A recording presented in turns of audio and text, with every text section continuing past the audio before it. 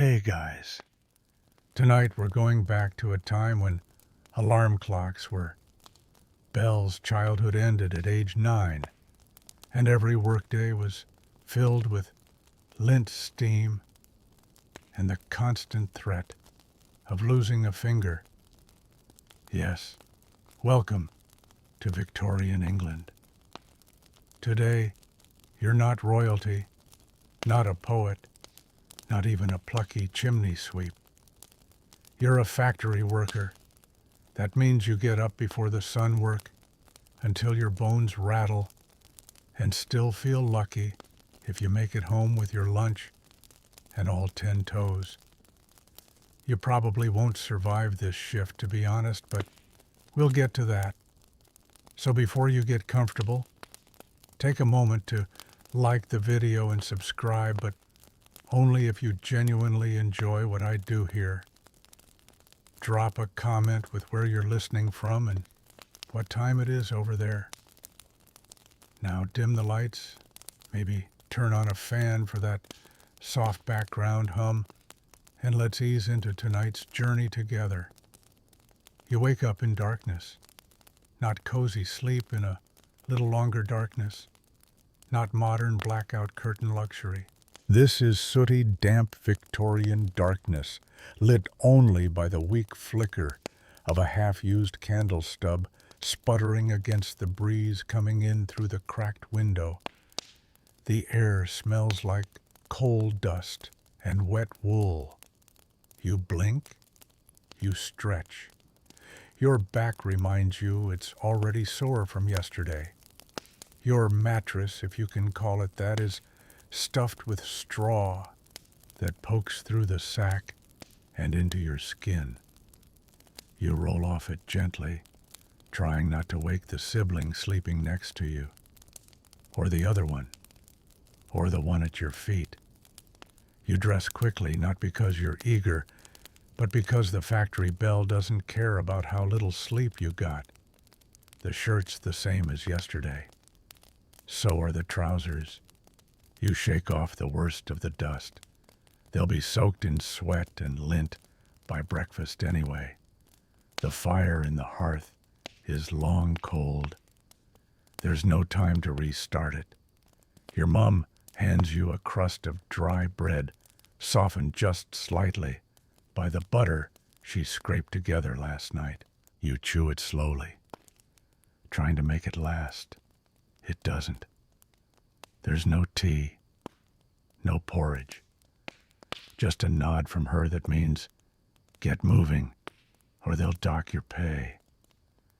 You step outside into a street that feels like the factory already. Gray skies, soot-stained bricks, the smell of chimney smoke layered over horse dung. You hold your breath out of habit and start walking. It's early, but you're not alone. Other workers shuffle alongside you, faces you recognize but don't speak to. Everyone's on autopilot. The morning air is cold enough to bite your nose, but you keep your hands out of your pockets because once you're in the gates, they'll want you working immediately. As you pass the butcher's shop, you glance at the window.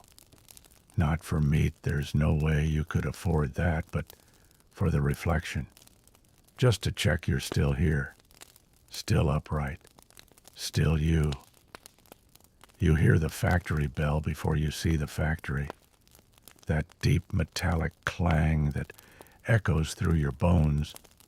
It sounds like judgment, like routine, like the start of another day. You can't skip. You hurry. Not too fast. You don't want to slip on the slick cobblestones, but fast enough that the overseer won't glare at you when you arrive. You've learned that his look carries weight, not the kind that bruises skin, but the kind that shortens pay. The factory looms ahead like a stone beast. Tall smokestacks belch dark clouds into an already miserable sky. The windows are fogged, cracked, or blackened. You can't see in, but you know what's waiting. Inside noise, heat, iron, dust. You reach the gate and join the line. Someone ahead of you coughs hard, a wet, painful sound. No one reacts. You cough too. Everyone does, but you keep it quiet. Don't want anyone thinking you're too sick to work. You reach the timekeeper's post. He ticks your name on a list. Doesn't look up. Get in. And you do, through the doors, into the belly of the machine. The air inside is warmer but not pleasant. It's thick, oily. It smells like grease, sweat, and burning wool. You feel it settle on your tongue like ash. Your workstation's the same as always. A long wooden table bolted to the floor beside a loom that groans even before it's switched on. You nod to the girl next to you. Sarah, maybe? She's 12. You're not sure if that's her real name. Doesn't matter. You've worked next to her for 3 months. Never spoken a full sentence. The whistle blows, and just like that, the machines roar to life. All thought ends. All dreams are put away. Your hands move. Your ears ring. Your day begins. You shuffle into place as the factory floor begins to vibrate, barely noticeable at first, then stronger, like a heartbeat that doesn't belong to any human. The looms are waking up. One by one, the machines groan, then scream. It's not just noise, it's sound as atmosphere. The clatter of iron gears, the shriek of metal, rubbing metal, the endless thump of pistons and belts and wheels spinning faster than your eyes can follow. It surrounds you, presses into your ears like cold water. You don't speak. You can't. Words are drowned before they leave your throat. You don't need conversation anyway. Your hands already know what to do. You grab the bobbin thread, the yarn guided through the spindle, pull it taut, release, again, again, again. The movements are familiar, mechanical. You learned them months ago, maybe years. Time feels strange here. Repetition is safety. Repetition is control. Repetition is how you survive. The machine doesn't care about your fingers, though. One misstep, one slip, and it bites. Not out of anger. Machines have no anger. Only motion, only purpose. They don't stop. They don't flinch. That boy Thomas, maybe he flinched. Reached to catch a falling shuttle last week. His hand disappeared into the loom like it had never existed. He came back with bandages and an expression that never quite meets your eye. You don't flinch now. You let things fall. You've learned. The air is thick with lint. It floats like snow, but lands like glue. It gets in your hair, your eyes, your throat. You swallow it with every breath. You cough into your sleeve and pray it's just dust, not sickness. A man once said, breathing in all this fluff is like stuffing your lungs with old blankets. You believed him. Historians still argue how many workers died from lung disease, not injury. It's a quiet killer. You feel it creeping in already. And then there's the heat. Despite the gray skies outside, the factory is warm, too warm. The machines radiate it. Steam hisses from pipes and oil smells rise with every stroke of the gears. You sweat through your shirt by midday.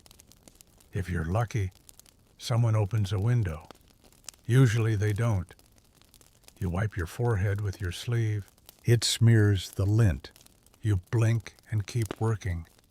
There are dozens of you in the room, men, women, children, all moving in rhythm, all wrapped in the factory's noise like it's a blanket you can't take off.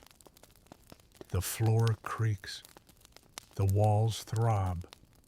Somewhere above, a pulley belt snaps and flaps until it's fixed by a boy with a ladder and no harness. No one blinks. Your station is between two looms. They tower over you like stone guardians, each with its own mood. Yours rattles louder than the others. You've learned to recognize it by sound alone. It's how you know if something's wrong. It's not friendly, but it's yours. Some workers name their machines. Old Nell, Maggie, the Devil's Tooth. One man swears his loom groans when he forgets to oil it properly. You don't name yours. You don't want to give it a personality. That might make it hurt you out of spite. Every few minutes, an overseer passes by, eyes sharp, hands clasped behind his back. He doesn't yell unless he has to. He just watches, makes notes. You don't want to be on that list. No one does. He stops once next to Sarah. Her thread's tangled. She doesn't notice right away. Her hands are fast but tired. He barks a single word. Lazy. She flinches like she's been hit. Then she nods, fixes it, keeps going. You glance at her out of the corner of your eye. Her lips are pressed tight. You say nothing. You get a 5-minute break in the morning. Maybe 10. Just enough time to stretch your back and chew whatever you brought bread if you had any left after breakfast. A few crumbs. Maybe a bit of dripping wrapped in paper. Cold tea, if you're lucky. Still warm. That's a miracle. You sit against the wall. You don't talk. You chew slowly, savoring the moment. It's the only time you don't have to move. Then the whistle again. Back to the looms. Back to the sound. The afternoon stretches like tar. You lose yourself in the motion, thread twist, tie cut. Your hands keep moving, even when your mind drifts. Sometimes you think of home, sometimes of nothing at all. Emptiness is easier. You try not to count the hours, but you do. You try not to think about the splinters in your fingers, but you feel them. You try not to notice the ache in your shoulders, but it's there. You try not to cry, but Sarah does once, quietly. Face down, shoulders shaking for just a moment before she straightens up and keeps going. No one says anything. At one point, a bird lands on the windowsill, just sits there, watching. It feels out of place, too alive, too free. You stare at it for 3 full seconds. Then the overseer taps his cane on the wall, and you look down again. Thread, twist, tie, cut. The routine wraps around you like armor, but it never feels like protection. Your hands are numb, not with cold, though it's always cold in the early hours, but with motion, constant motion. That dull, deep ache in the wrists, the fingers even up to the elbow. It's not pain, exactly. It's fatigue's older cousin, the kind that doesn't scream, just lingers. You think absently that you've done this same movement over 5,000 times already today. Twist thread, check pull, over and over. You're not keeping count, but your body is. Some workers say they dream in factory rhythms. You're not sure if it's true, but you believe it. You've had nights where your hands kept twitching in your sleep like they couldn't remember how to stop. The floor beneath you is sticky in places, oil grease, something spilled and never cleaned. You step carefully, but there's no escaping it. Your boots, worn down and thin-soled, absorb it like a sponge. Every step makes a faint squelch that you no longer hear unless you try. Your station's clock hangs crookedly on the far wall. You glance at it too often, always hoping it's further along than it is. It rarely is.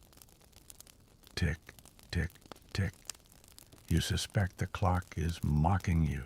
The light changes as the morning trudges forward. Sunlight creeps through the factory windows in uneven patches thick with dust warped by years of grime. The rays don't warm you. They only highlight just how filthy everything is. You watch dust dance in a shaft of light twisting like it's got somewhere better to be. The machines never stop. But sometimes you do. When the loom jams, you raise your hand. A mechanic comes over, wipes his hands on a rag, so black with oil it could be mistaken for charcoal, and fixes it in silence. You nod in thanks. He doesn't nod back. No one wastes words here. The air grows heavier with heat, not the sun's warmth, but the deep internal warmth of hundreds of machines exhaling at once. The steam hisses from a nearby pipe and fogs your already moist forehead. You blink the sweat away and refocus. This is the part of the day when time folds in on itself. It's not even lunch. That's the thing about factory life. The time between start and lunch feels longer than the time between lunch and death.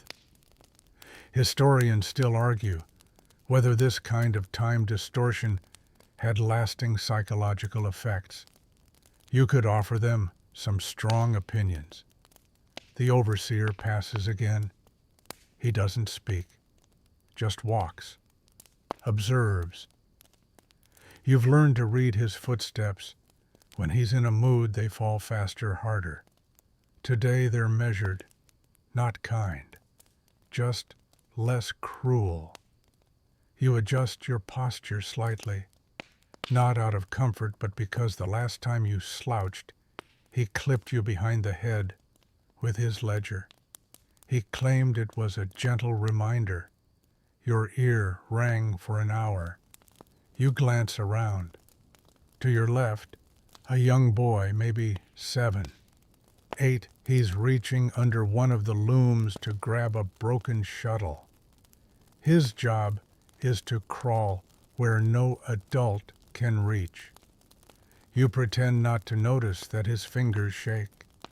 You pretend not to notice how close they come to the moving parts. You pretend you don't hear his quick intake of breath when the machine rattles too close. You just keep threading, because if he makes it out okay, there's nothing to say, and if he doesn't, well, no one says anything then either.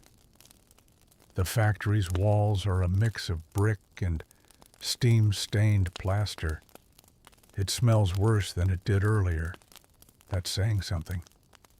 The scent is now equal parts old grease, human sweat, scorched wool, and stale air.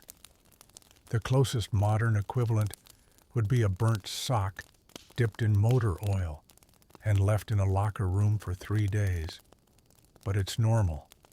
You don't smell it unless you think about it. And then it hits you hard. Your stomach growls loudly. You press a hand against it like that'll shut it up. It doesn't.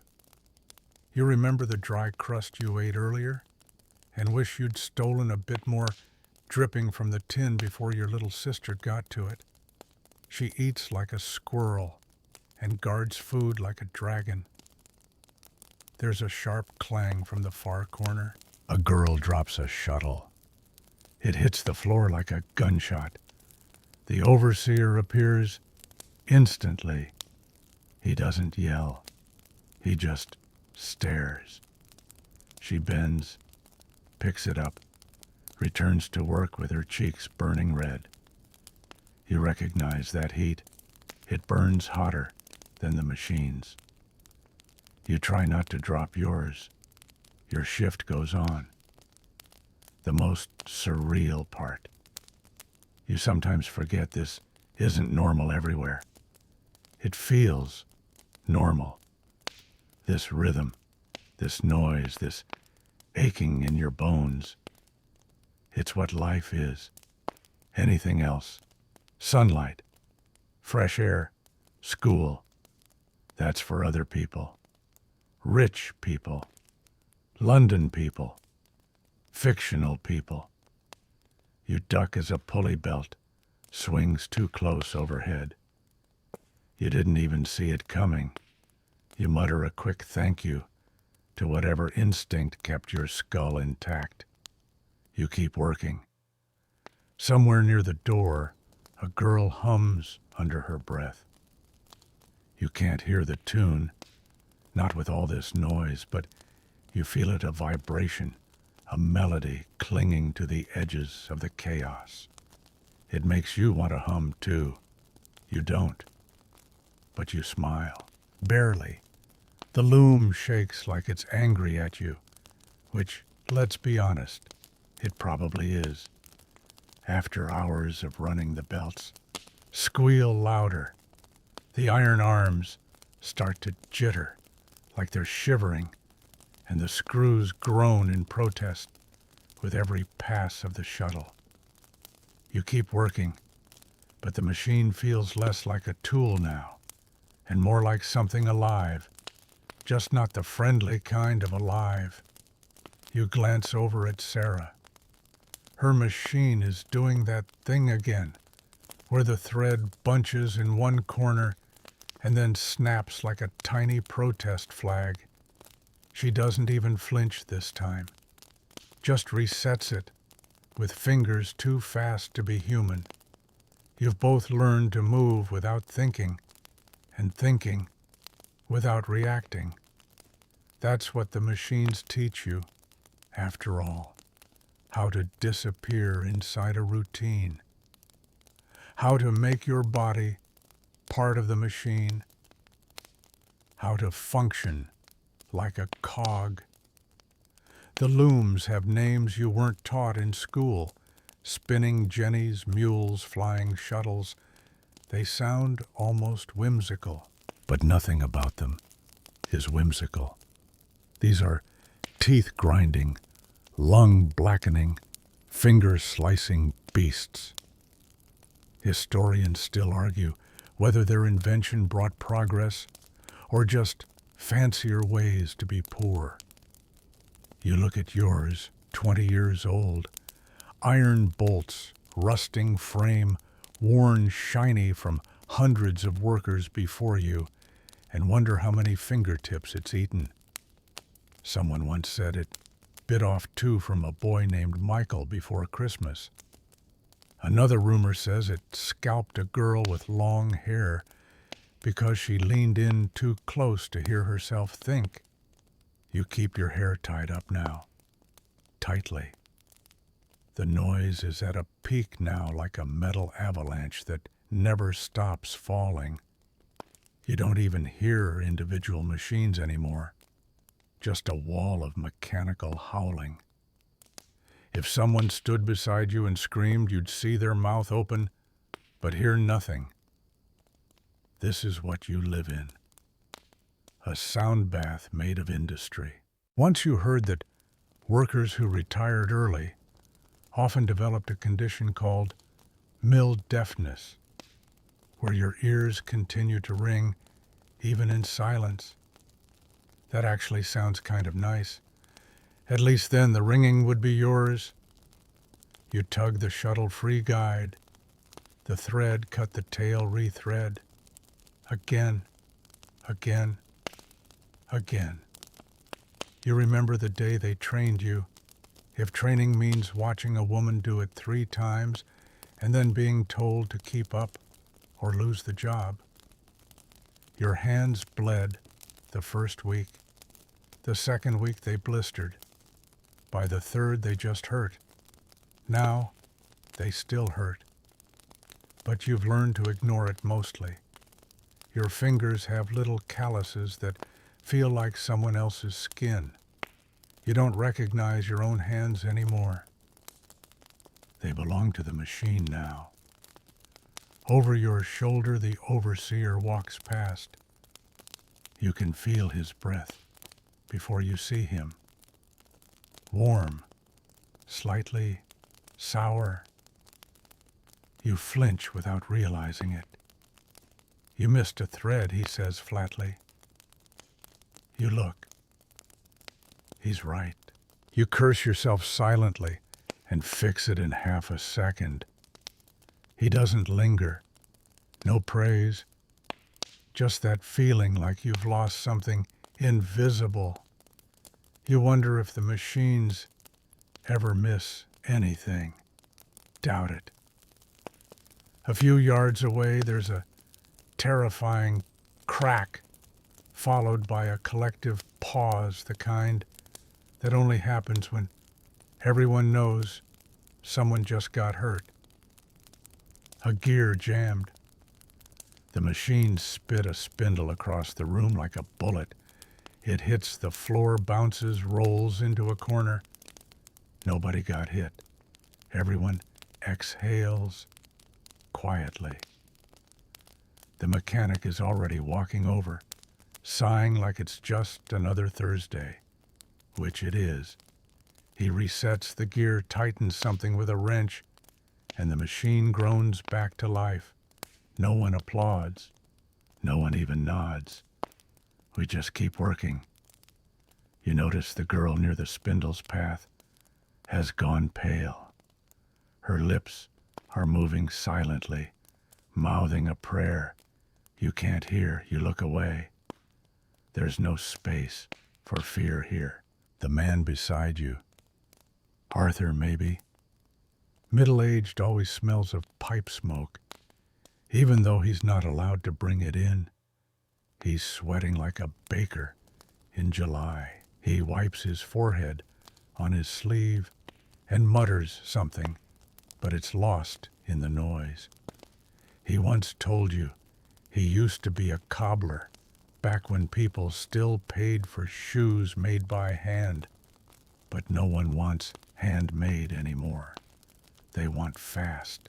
They want cheap. So now he stands here, feeding cloth into a machine and dreaming of leather soles. You think about asking him something, anything, just to feel human, but instead you thread, twist, cut, because it's easier. The lint in the air is thick enough to see now. You try not to breathe too deeply. A girl once told you her sister coughed up something gray after a year in the mills. Not blood, just lint, clumps of it. Like her lungs were spinning their own thread. You didn't believe her. Not until you coughed one day and saw the same thing. Now you believe everything.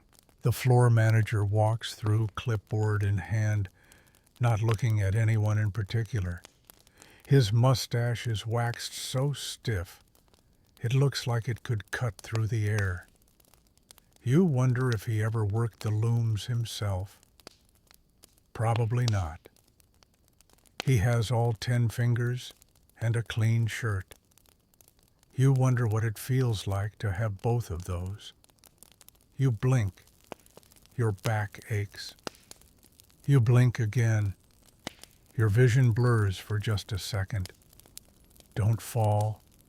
Don't sit. Don't yawn too obviously. The overseer is still watching. The machine moans again. You adjust the tension. You're not even thinking anymore.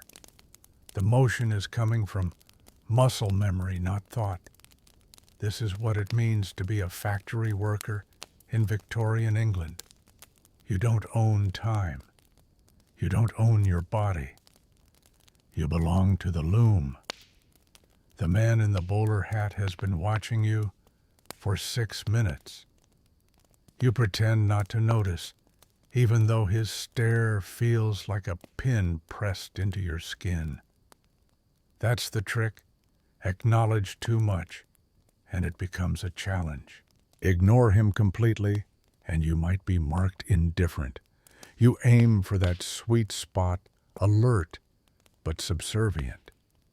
He's not your supervisor exactly, just one of the many overlookers, which is somehow both a job title and a perfect description of what they do.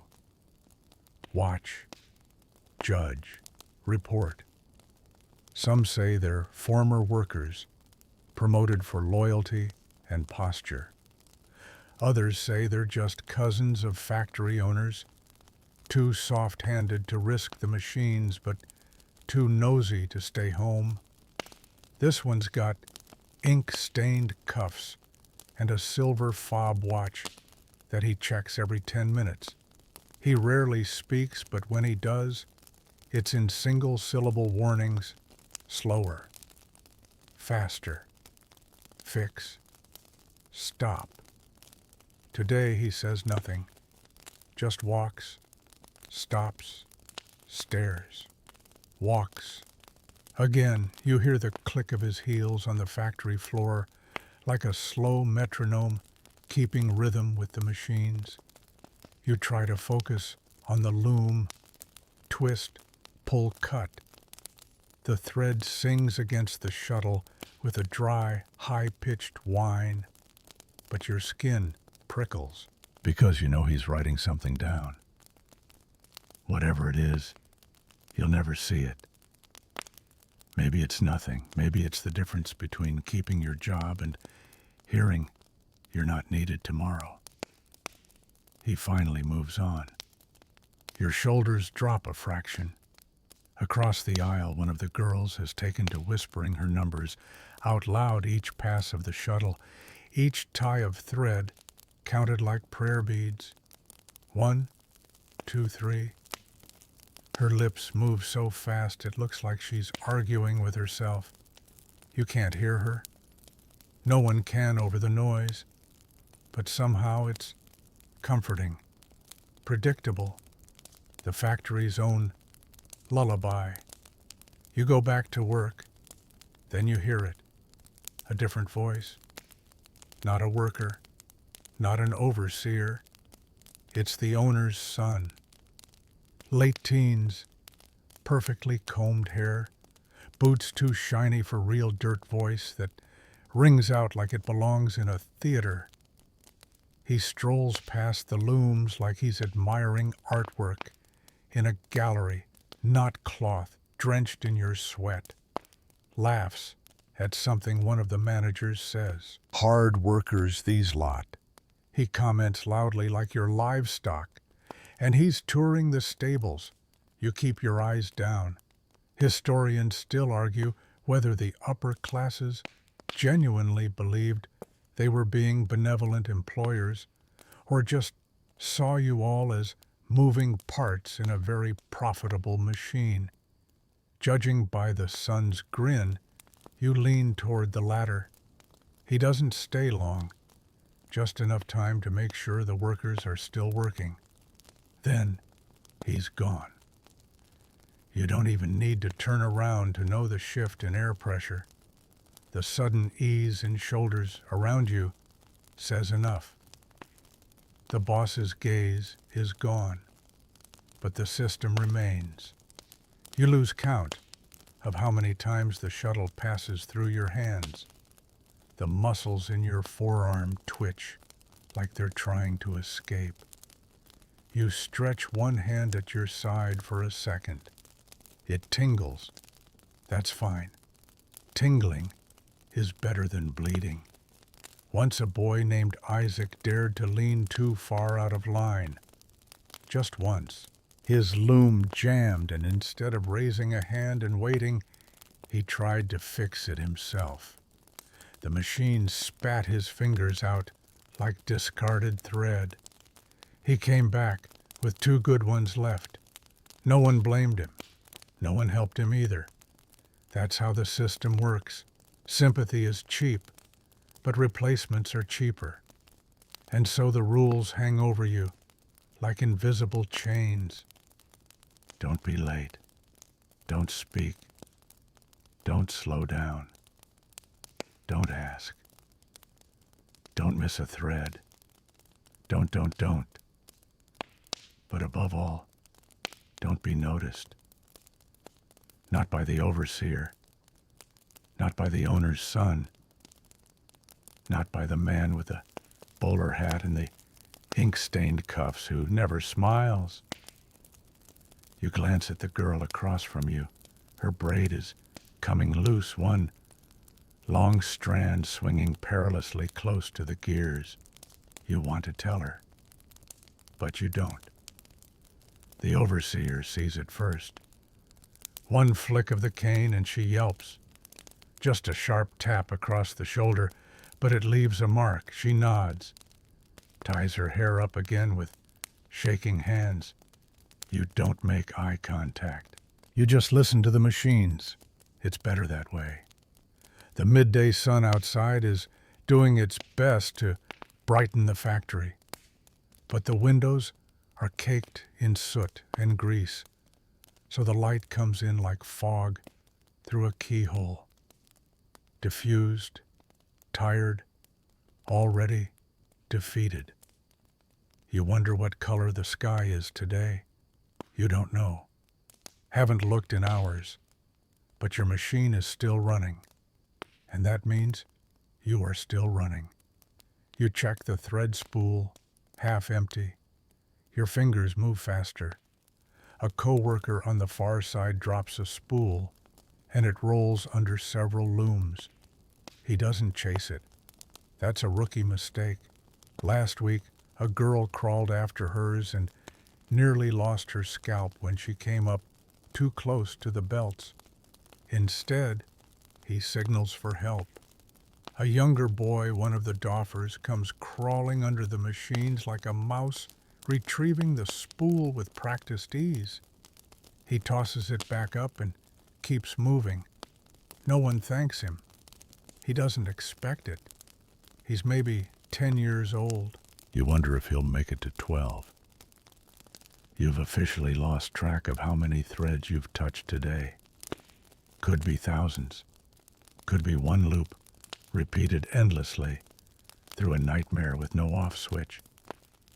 Your fingers ache like they've been folded into origami and then stomped on by a mule. Every joint creaks in protest, but you keep moving, because that's the rule here. Keep moving. It's strange how something so monotonous can also feel so urgent. Every movement is the same twist, feed, adjust, but the pressure to never pause, never slacken, is like a silent drum pounding just behind your ribs. You blink, just once. But in the factory, even blinking feels indulgent. If you let your mind wander just for a second, it might not come back. You could be halfway through a thread before realizing you've done it wrong. And then what? You get to start over plus a sharp word or worse from the overseer.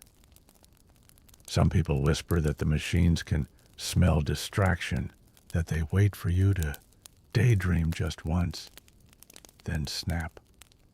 A belt, a needle, a finger. You half believe it. This is the part of the shift where your body becomes a puppet. You're not thinking, just reacting. You know how to reach behind your back without looking, how to slide your hand between metal plates without cutting yourself, how to duck when a belt above makes that particular noise. That noise means it's loose, and loose belts snap. One snapped last week and whipped across the room like a devil's tongue. Caught a boy just below the ear. He didn't come back. No one asked why. Historians still debate how many children actually died in factories like this, since records were often lost or never kept at all. But ask anyone on this floor and they'll tell you the number's too high for comfort. The rhythm of the machines is relentless. That's not poetic exaggeration. It's just math. A loom doesn't get tired. It doesn't forget steps. It doesn't need food or warmth or sleep. It doesn't get distracted thinking about the smell of fresh bread or the feel of dirt under bare feet. You do. You think about all those things. And then yank your mind back into focus before the machine notices. You're not alone in this mechanical trance. Around you, dozens of other workers perform the exact same ballet, each at their post, each absorbed in a hypnotic loop of motion. No one speaks. There's no time, or energy, or point. You used to mouth words to yourself just to remember your own voice. Now even that feels like effort wasted. To break the monotony, your eyes roam for something, anything, to snap you out of it.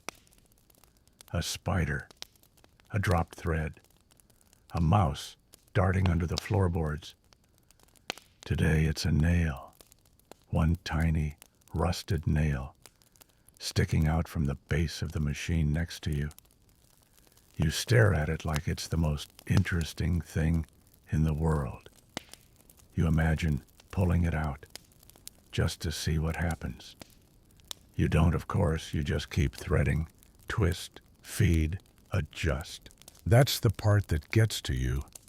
Not the danger, not the noise. It's the repetition, the kind that makes your sense of time unravel. You work so long that your mind plays tricks. You feel like you've done this task 5 minutes ago or 5 days ago. It all blurs together like smudged ink on a wet page. Repetition wears down more than your body. It chisels away your identity.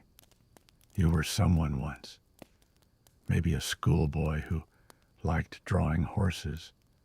Maybe a girl who played marbles with her cousins. But now you're just a pair of hands, a shape that fits beside a machine. You sneak a look at the clock on the wall. It's not moving. It must be broken. Or maybe time has actually stopped. Wouldn't surprise you. You think about home, not with longing, just curiosity. What's your little brother doing?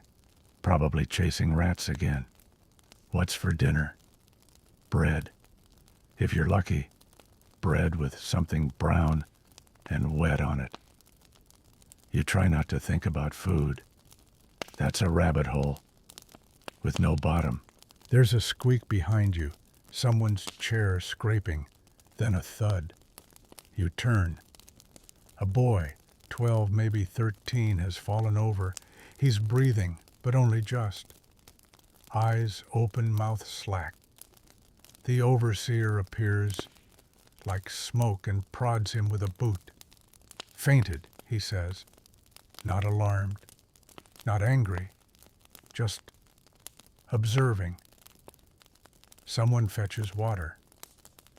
Another worker fans the boy's face with a scrap of muslin. He blinks, coughs, sits up. No one claps. No one cheers. The overseer nods once. Back to it, he says. And the boy does. That's the part that stays with you. Not the falling, but the getting back up like nothing happened. You return to your loom, twist, feed, adjust. There's comfort in it, in a way. The machines don't judge, they don't laugh, they don't ask questions, but they don't care either. You've heard the term wage slavery muttered in corners by older workers, though they hush up fast when the boss passes. It's a phrase that feels dramatic until you live it. Because here's the thing, you don't control your life. The loom does. The whistle does.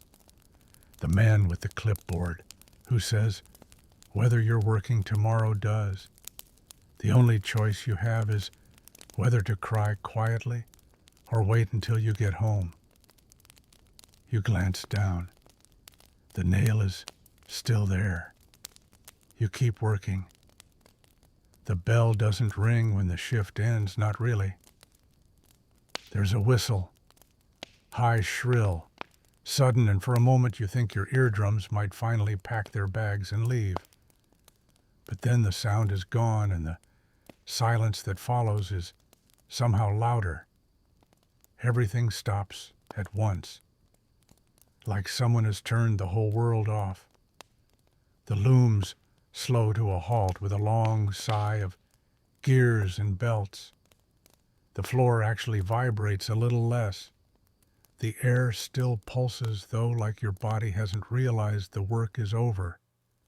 You stand slowly, not because you're trying to savor the moment, but because your knees are locked, and if you move too quickly, they'll remind you who's boss. Your fingers are stiff. You open and close them a few times just to make sure they still listen to you. The skin along your palms is red, not bleeding, not blistered, just used up. There's a strange camaraderie among the workers now. You don't speak, you don't smile, but there's a shared understanding in the way you all exhale together, like a flock of birds stretching their wings in sync after a long storm. One girl yawns, another rubs her shoulder. Someone, probably Arthur, lets out a low groan that sounds like a barn door creaking. Still no one talks. Because the day's not done. Now comes the walk home. Historians still argue whether this walk home was seen as rest or just a continuation of labor. After all, when your boots have holes and your spine is shaped like a question mark, a 4-mile walk doesn't exactly scream luxury. You step outside and instantly feel the slap of the outside air. Not fresh air. Don't be ridiculous. It still smells like coal smoke, dung, and sweat. But compared to the lint-choked gloom inside, it's practically mountain breeze. The sun is low, painting the cobblestones orange and shadow. You blink against the sudden brightness. It stings.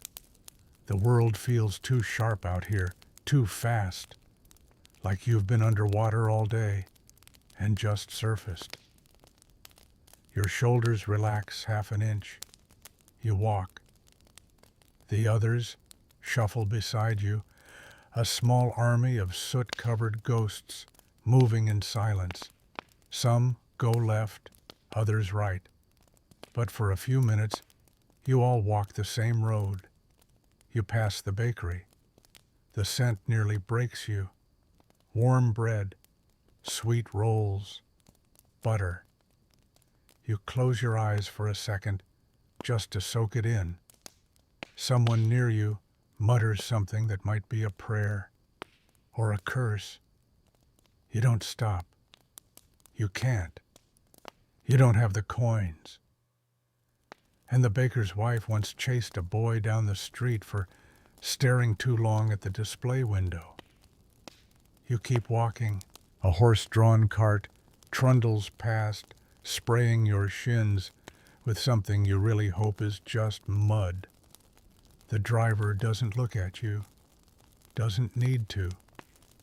You're not the sort of person people look at on purpose. Kids run in the street kicking a rag ball between them. Their laughter is sharp and jagged. It stabs through the fog of your exhaustion. You want to join them, or yell at them, or just lie down and let the ball hit you in the face. Instead, you keep walking. You pass a man selling oysters from a wooden crate. He yells about freshness even though his stock has been sitting in the sun since sunrise. You gag slightly. But a man behind you buys one and slurps it down like it's ambrosia. He wipes his mouth on his sleeve and keeps walking. You round a corner and see the row of houses that marks the edge of the workers' district. Tiny brick boxes lined like soldiers, smoke curling from chimney tops, laundry still fluttering from upstairs windows. You head for your door. It doesn't creak. It wheezes, like even it is tired of opening and closing for you. Inside, it's dim and warm, the kind of warmth that smells like bodies, not fireplaces. Your mother glances up from the table. She nods, doesn't speak. Your siblings are already eating. A stew of questionable ingredients bubbles in a dented pot. You sit tearing off a piece of crust from the loaf someone managed to get. There's no grace, no blessing, just chewing. One of your brothers tells a joke. It's not funny, but someone laughs anyway. You smile.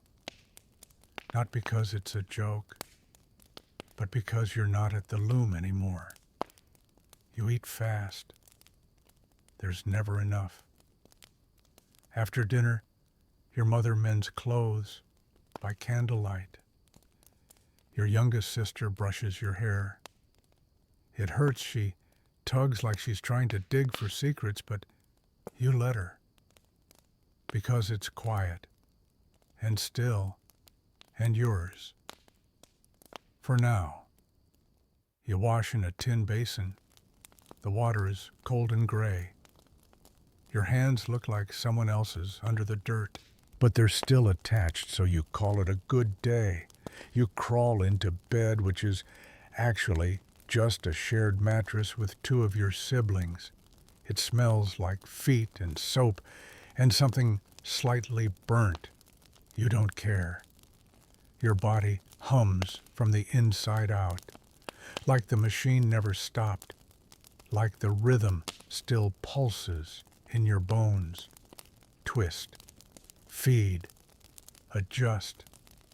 Even now your fingers twitch in your sleep. Outside the city murmurs. Inside your breath slows. But you know it's temporary, because tomorrow the whistle will blow again, and you'll go back to the loom, to the machine, to the life that never fully ends, just pauses briefly while you dream of bread and air and silence. You dream of colors, not thread, not fabric, just pure swirling color, violet, gold, green, like moss in spring. No machines, no belts, no hands reaching, just hues folding into each other like silk in water. Then comes the whistle, the factory's cruel rooster call. You open your eyes before the sound even finishes. Your body is ahead of your thoughts now. You sit up automatically, joints stiff, back curled like it grew an extra vertebra overnight. You don't stretch. Stretching is for people who aren't already 10 minutes late. Someone beside you mutters a sleepy protest. Your little brother's still half in the dream world. You shake him once and climb out of the shared bed. The floor is cold. The water in the basin is colder. You splash your face, dry it with part of your sleeve, and begin the dance of preparing yourself to look like someone ready to be productive. That mostly means trying not to look too tired, though everyone knows you are. Even the factory accepts it. You're allowed to be tired. You're not allowed to let it show. You dress in yesterday's clothes, and probably tomorrow's too. You eat a heel of bread, chew it into submission, and thank whoever's watching that there's at least something in your stomach. Then you're out the door, joining the tide of tired feet, shuffling toward the morning haze. The streets are still wet from the night's drizzle. Every step sends up a tiny splash. You sidestep a pile of horse dung with the grace of long practice. Halfway to the factory, you spot a poster pasted to a wall, something about temperance and God-fearing employers. You don't stop to read the rest. Posters don't stop the looms. A dog barks at your heels. You ignore it. You've learned that ignoring most things is the safest option. The factory looms ahead, no pun intended. Thick brick walls, windows like glassy eyes, rimmed in soot. You hesitate before going in. Just 1 second. Then someone bumps you from behind and you move again. Inside, the smell hits you like a memory. Oil, dust, sweat soaked into wood. You inhale it and feel your brain kick into its familiar numbness. Twist, feed, adjust, but not yet. First comes the morning check. Overseers walk the rows, nodding, marking names in ledgers. You mumble yours. He nods. Doesn't even look at your face. That's a good sign. Someone to your left gets pulled aside, her fingers wrapped in cloth. She says it's fine, but they don't let her in. Infection risk. She argues, starts crying. They shake their heads. She's dismissed. You don't watch. You keep your eyes forward. Inside the factory, there's a particular sound that always happens before the machines start. It's the crack of the belts being tightened, that sharp tensioning, like someone pulling a corset too tight. Then the hum, then the roar, and you're back. Hands moving before thoughts. The rhythm consumes you. But today there's a change. A new boy stands across from you. Small. Too small. Can't be older than 9. His shirt is clean, too clean. His eyes dart like a rabbit in a dog yard. He's been placed on spool duty. His job is to fetch and carry threads, restock bobbins, stay out of the way. He fumbles, drops a spool, bends to pick it up and nearly gets clipped by a swinging belt. You grab his shoulder. He jumps. You nod toward the safe zone. 3 floorboards back under the broken pipe. It drips, but it's safer. He nods back, eyes wide. You've just taught him his first lesson, where not to die. Historians still argue whether these young hires were desperate or disposable, or both. The truth, neither word feels quite right. They were just next. You want to say something comforting, but you don't even know what that sounds like anymore. So you just give him a look. One that says, watch the belts. Keep your head low. Learn fast. The machines thrum louder. Someone's loom is off rhythm. You hear a clack, clack, clunk. The overseer walks toward the sound. Everyone else tries to look invisible. Your machine keeps running. There's comfort in that twisted, though it may be.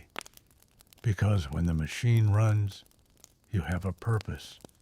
When it doesn't, well, that's when fingers are counted. Hours pass, or maybe it's minutes. Time loses its meaning inside these walls.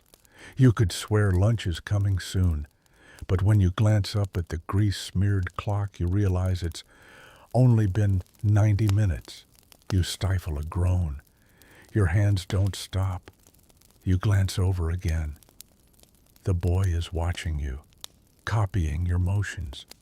Not working, just watching. That's good. Better to observe first. He fumbles with a knot. You shake your head. Show him how to loop it faster. He tries again. Better this time. You feel something unfamiliar. Pride. Maybe. Or maybe it's just the weird, sleepy bond of survival. Like 2 people sharing a lifeboat made of steel lint and bruises. You think for a moment of your own first week, of how you threw up behind a spinning frame from the smell of hot grease, how someone helped you tie your first working knot, how someone else told you not to cry where the overseer could see, and how now you are that someone. You reach out, adjust the boy's knot silently.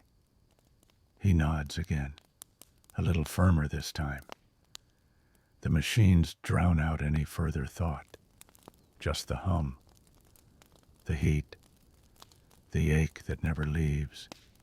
The heat builds.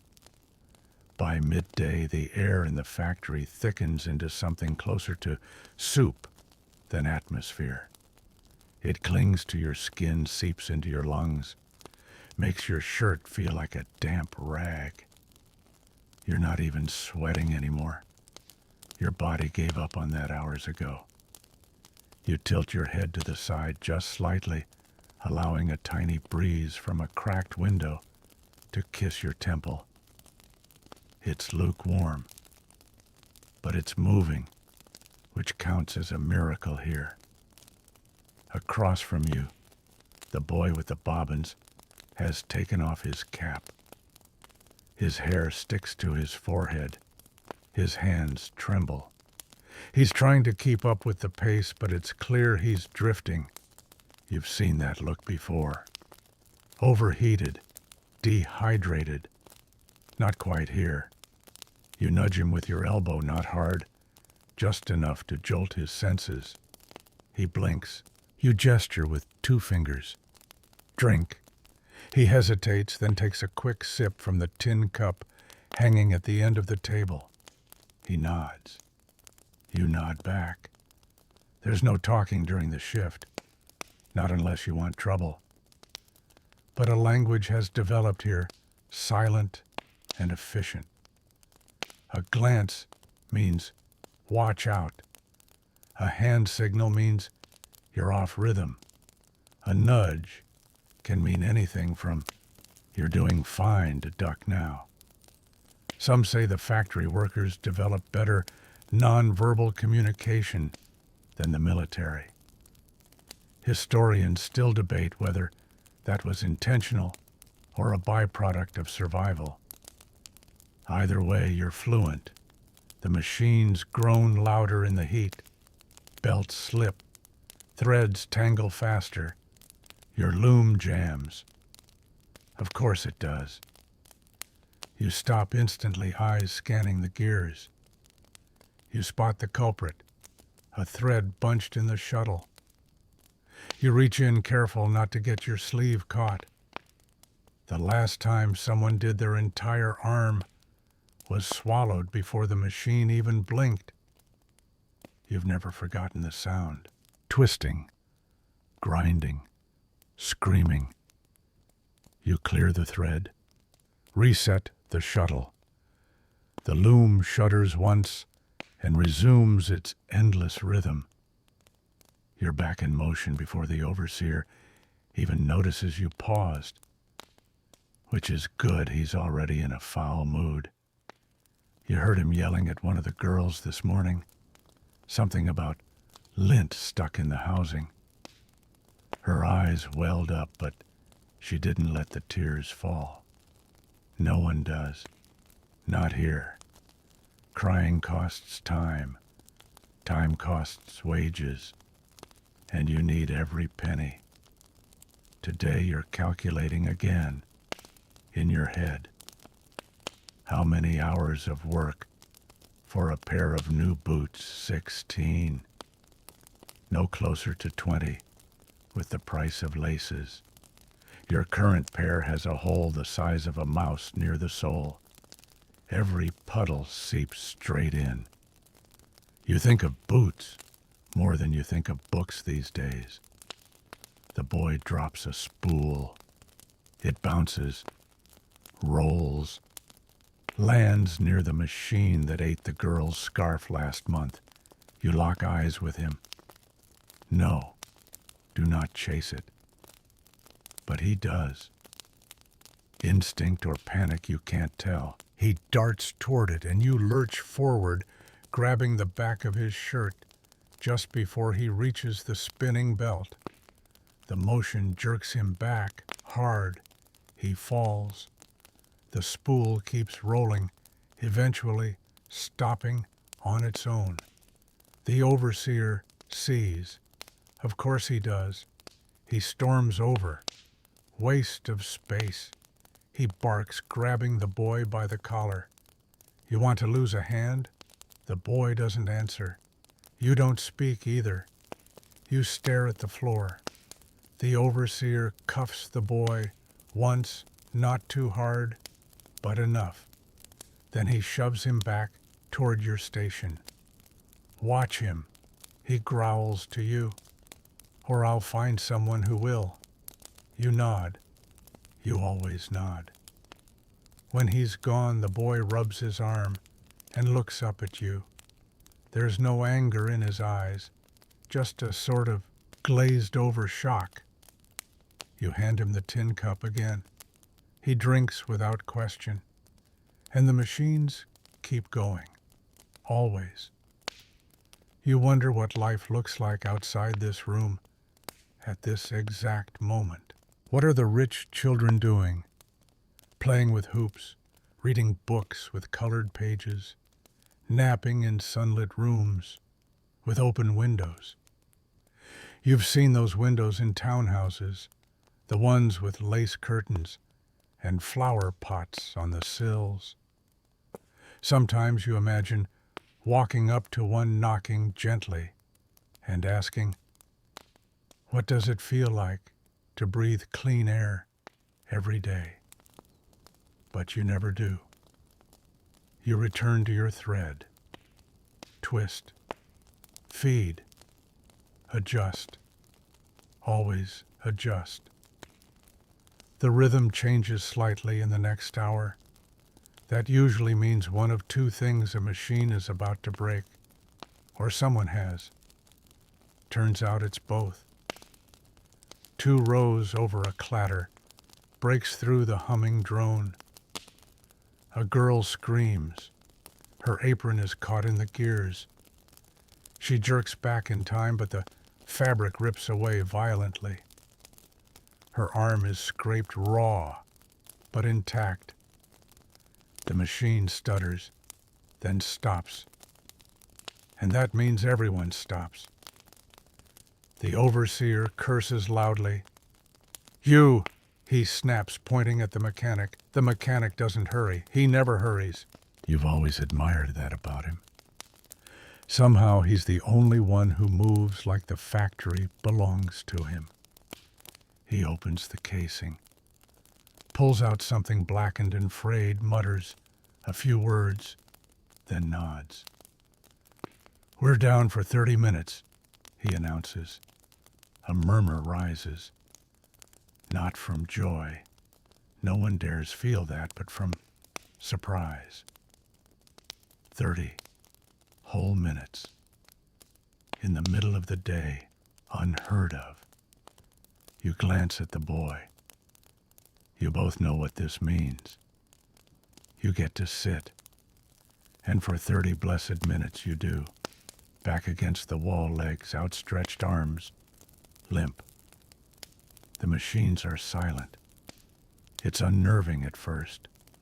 Your ears keep ringing, as if they're trying to fill the void with phantom noise. But the quiet grows, and you breathe, truly breathe. You close your eyes. The boy sits next to you, arms hugging his knees. For the first time since sunrise, your shoulders uncoil slightly. You lean your head against the wall. It smells like oil and old cloth and something faintly herbal, like someone long ago tried to make this place smell better and gave up. You smile, just barely, because for 30 minutes you remember what it means to be still. You don't fall asleep during the 30-minute pause, but you come dangerously close. Your body flirts with the idea, eyes half closed, breaths slower, limbs heavy as damp wool. But something inside you refuses to let go completely. A sixth sense, maybe. The one that knows the moment you truly let yourself rest, the whistle will blow again, and it will hurt more than usual. Beside you, the boy's already nodding off. His chin keeps dipping to his chest, jerking back up in short, sleepy stutters. You nudge him once, not to wake him fully, just enough to keep his head from smacking the wall. He grunts softly, and his eyes flutter open. No words pass between you. The hush in the factory is like being underwater. It's not actual silence, of course. You hear footsteps in the distance, low muttering the occasional metallic clink of a wrench. Someone coughs, a harsh rattling sound that makes everyone look away. Coughs like that don't belong to people who last much longer. Historians still argue whether the widespread lung damage among workers was solely from cotton dust or if the oil vapors played a role too. You'd vote for all of the above, but no one's ever asked your opinion. The mechanic's voice eventually cuts through the lull, clear to start, and just like that, the spell breaks. People groan, bodies shift. The boy rubs his eyes with the back of his hand, smearing more lint across his cheek. You stand slowly, vertebra by vertebra, and step back into place.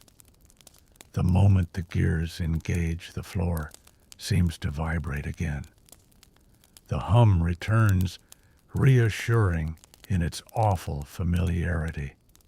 You don't love it, but you know it, which in a world like this counts for something. Twist, feed, adjust. Your fingers move automatically.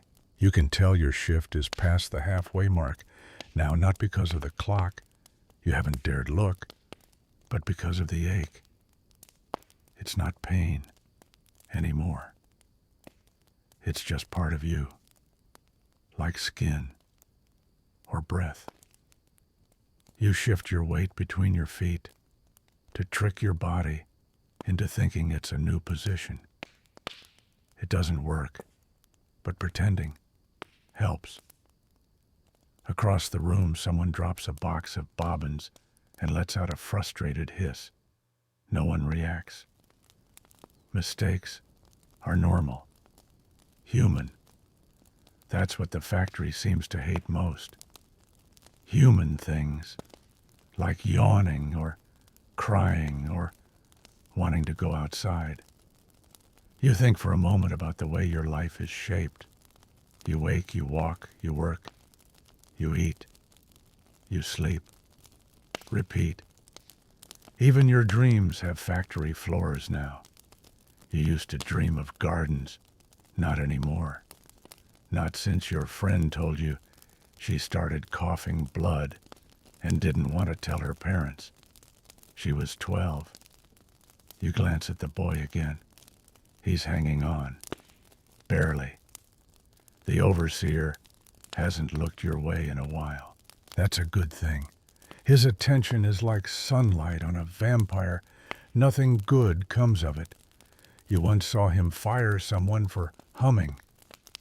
Not singing, just humming. You hum silently in your head now, just to be petty. A tune from the street performers outside the market. The one with the flute and the dog that danced. You saw them once last summer, before the factory swallowed every hour of your day. You miss dogs. You miss a lot of things. At the end of your row, one of the older workers coughs again. This time it's bad. Bent over, hand to her mouth, the sound echoing off the walls. No one moves to help. You all learned that rule early. If someone can still stand, they'll be fine. If they fall, well, then someone else gets their position. You glance back at your work. Your loom still holds. You twist the thread, tighter fingers moving faster now. Not from panic, from habit. The more you do, the closer you get to not being here anymore. Even if not here, just means a dinner of watery cabbage and a shared mattress. It's still not here. The boy drops another spool. You look down at him. This time he doesn't chase it. Good. He learns fast. You reach down, nudge it back to him with your foot. He mumbles a thank you under his breath. It's barely audible, but it warms something in your chest that hasn't felt anything since sunrise. Maybe this isn't just survival. Maybe it's a tiny kind of resistance, too, keeping someone else safe. Even when the factory doesn't care, especially because the factory doesn't care. You've heard rumors, tiny whispered things about groups forming in the city, people talking about unions, about demanding better pay, shorter hours, clean air. You've never seen it. Don't even know if it's real. But just thinking about it gives you a flicker of something almost like hope. That maybe someday someone will walk into a place like this and say, no more. Maybe they'll even mean it. But for now, the machines roar. The belts spin. The lint floats in the air like lazy snowflakes. You can feel some of it settling in your throat again, dry and fibrous. You swallow.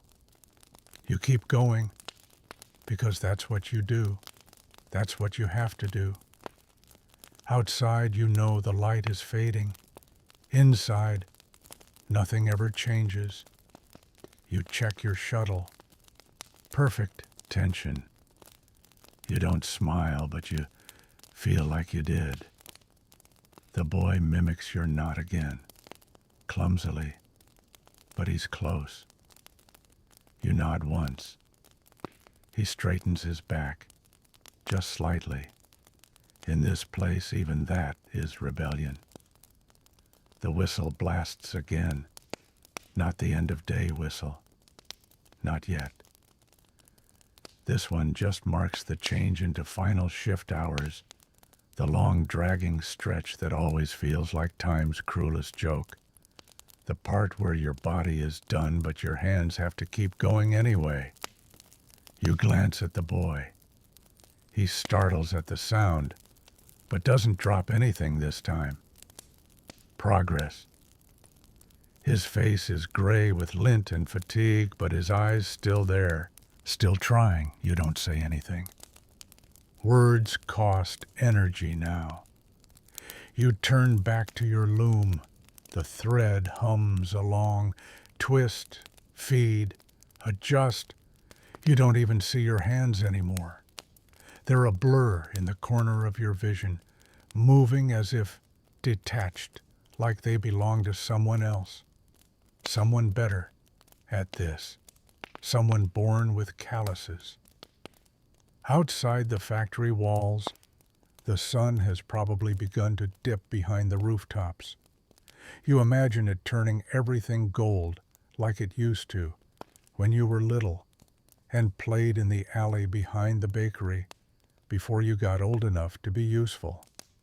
Historians still argue whether child labor in Victorian factories was more a result of poverty or policy.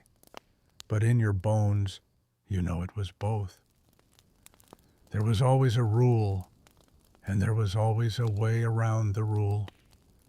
And someone always needed the money. A shout breaks your thoughts. A girl young, maybe 13, has tangled her thread. Again. The overseer storms over. You hear his voice before you see him. Loud, sharp. He grabs the spindle, yanks it out, and throws it on the ground. She flinches. "You're wasting my time," he snaps. "Not our time. His. Time here is currency, but only when it flows in one direction, up. You keep your eyes down like everyone else.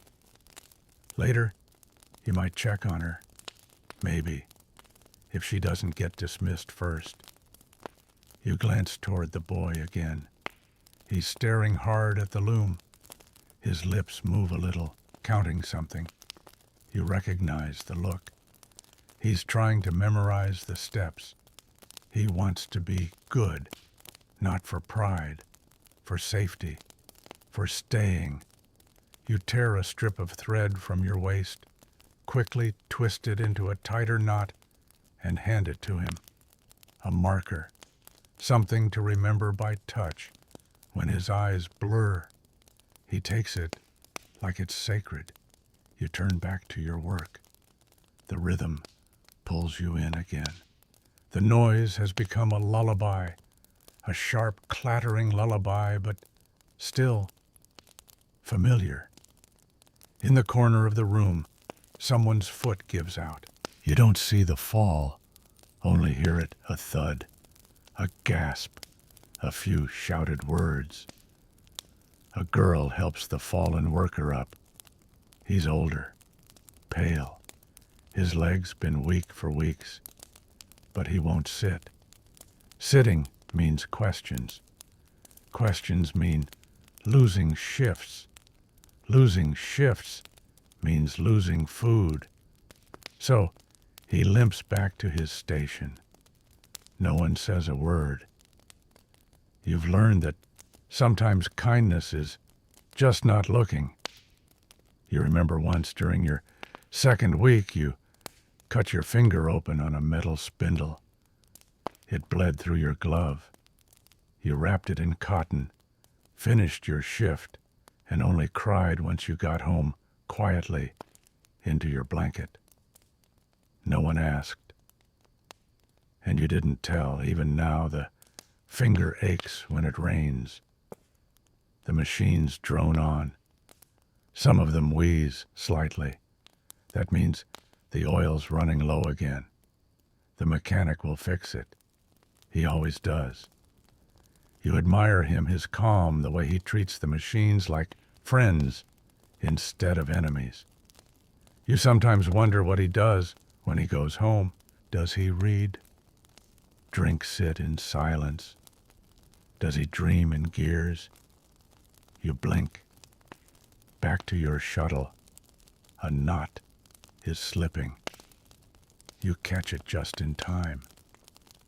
The thread was seconds from snapping, which would have meant 10 minutes of rethreading. And that means lost production, lost pay. Every little motion feels heavier now, like you're moving underwater. You've lost feeling in your pinky finger, not permanently, just for now, just until the shift ends. You try not to think about it. The boy drops another bobbin. You both freeze. The overseer's across the room. You reach it first. Slide it back to him. No words, just survival, always. A mouse scurries underfoot. A few people flinch. One girl squeals quietly and then clamps her hand over her mouth. Mice are just part of the factory now, like lint, like cracked tiles, like you. There's a rumble from outside, distant thunder, the kind that vibrates through the floor before the sound reaches your ears. You can't tell if it's real or just the pounding in your own skull. It might rain later. That would mean walking home wet clothes sticking to your skin, boots squelching with every step. The thought almost breaks you. Almost. But not quite, because you're almost there. The boy taps your elbow. You look down. He's pointing to his shuttle. It's spinning evenly. Perfect tension. He looks at you. You nod. He grins, just slightly. You almost smile back, but the whistle hasn't blown yet. Not until it does. Nothing is safe. You keep going. One more minute, then another,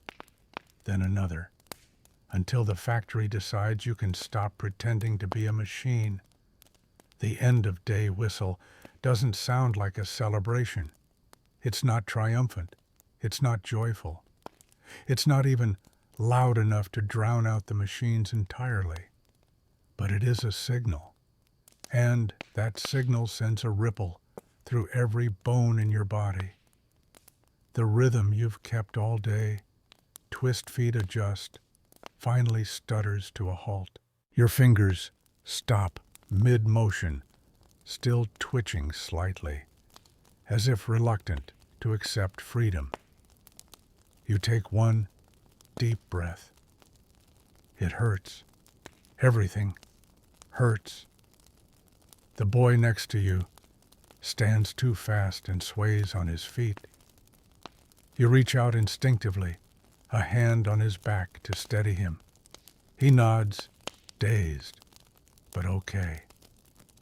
You both begin to move slowly into the familiar shuffle of hundreds of sore bodies headed toward one narrow door.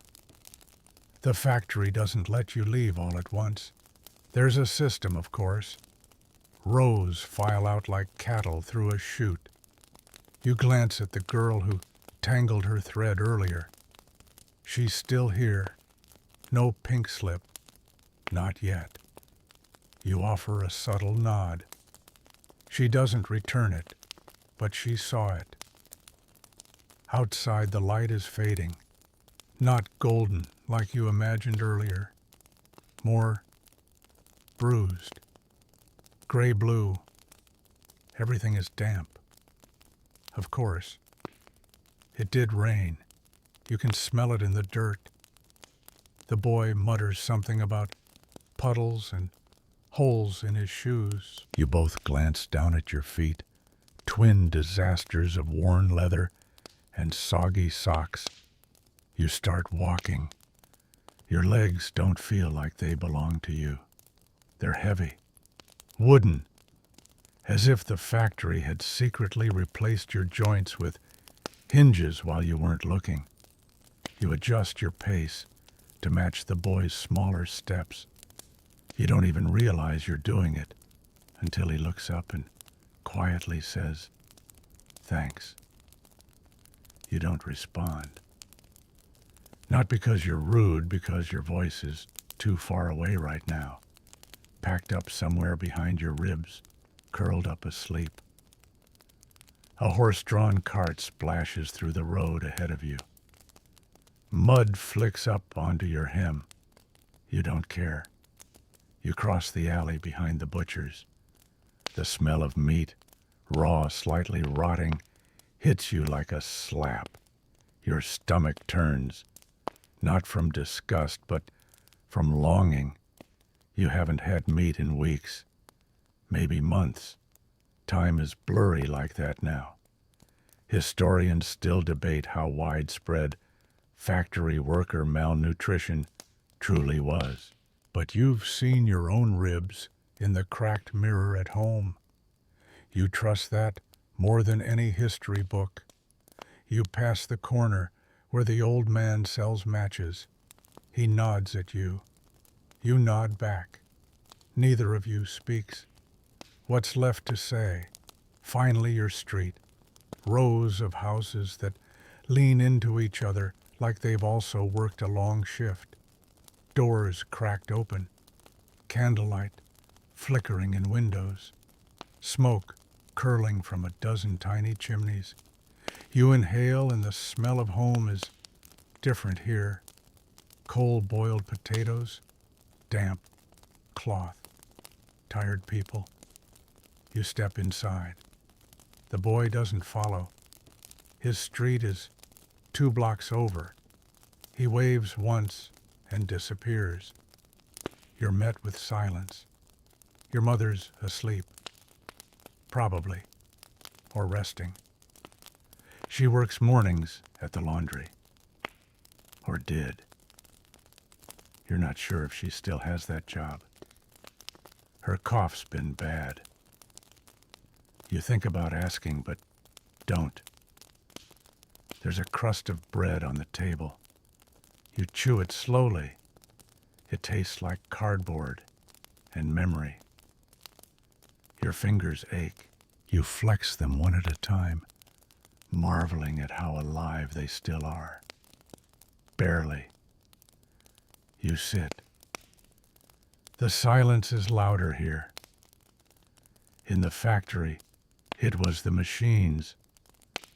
Out here, it's the absence of machines. You should be grateful. But your ears still ring. You pull off your shoes. Your toes are damp and pale skin pruned, like you've spent the day swimming. Only it wasn't water, just sweat, and the puddles on the floor near the bobbin pile. You lie down. Your mattress is stuffed with straw. It crinkles beneath you. You stare at the ceiling. There's a crack in the plaster shaped like a bird. You've traced it 1,000 times with your eyes. Some nights, you imagine it's flying away. You want to ask it where it's going, but again your voice is still sleeping. You try not to think. Not about the girl who got her apron caught. Not about the older man limping. not about tomorrow. Tomorrow will come whether you want it or not. Your body starts to soften. Your limbs uncurl one by one. Your mind reaches for dreams, but mostly finds static. A mouse scurries in the corner. You don't move. The candle burns low. The air is thick with the scent of boiled starch and wet boots. Somewhere nearby, someone sings a lullaby, off-key, quiet.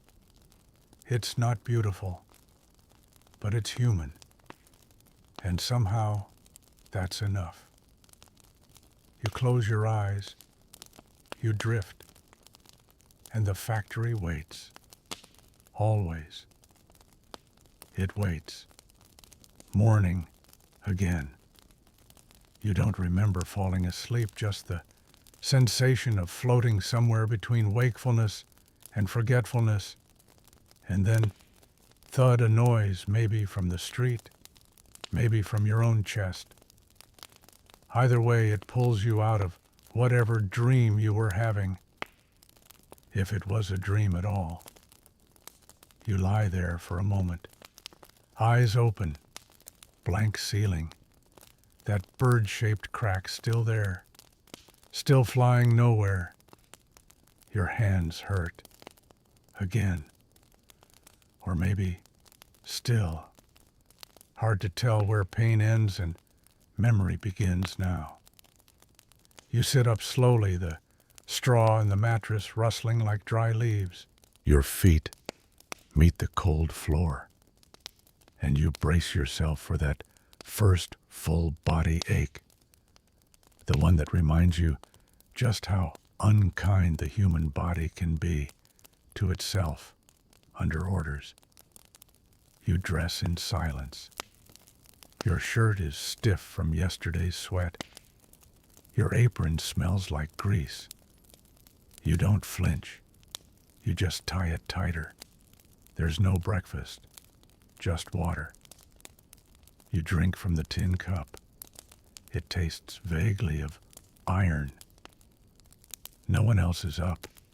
Your mother must have left for the laundry. Or maybe she hasn't. Maybe she's still lying down pretending her cough isn't a problem. Maybe she's doing what everyone in this neighborhood does. Endure, first explain later. You step outside. The air is colder today, crisp, almost sharp. It slices through your clothes like a thin knife. You tug your sleeves down and start walking. The street is the same, only slightly more alive than yesterday. You pass two girls arguing over a scarf, a man sleeping upright against a crate, a woman hanging wet clothes on a line while chewing a corner of stale bread. The city always wakes slowly, as if dreading its own expectations. You're nearly at the factory gates when you remember. Today is wage day. Your steps slow, not from excitement, but calculation. Wages are never what they seem. There's the total. Then the deductions. Rent fines. Tool wear thread. Spillage the cracked bobbin you didn't crack but somehow were blamed for.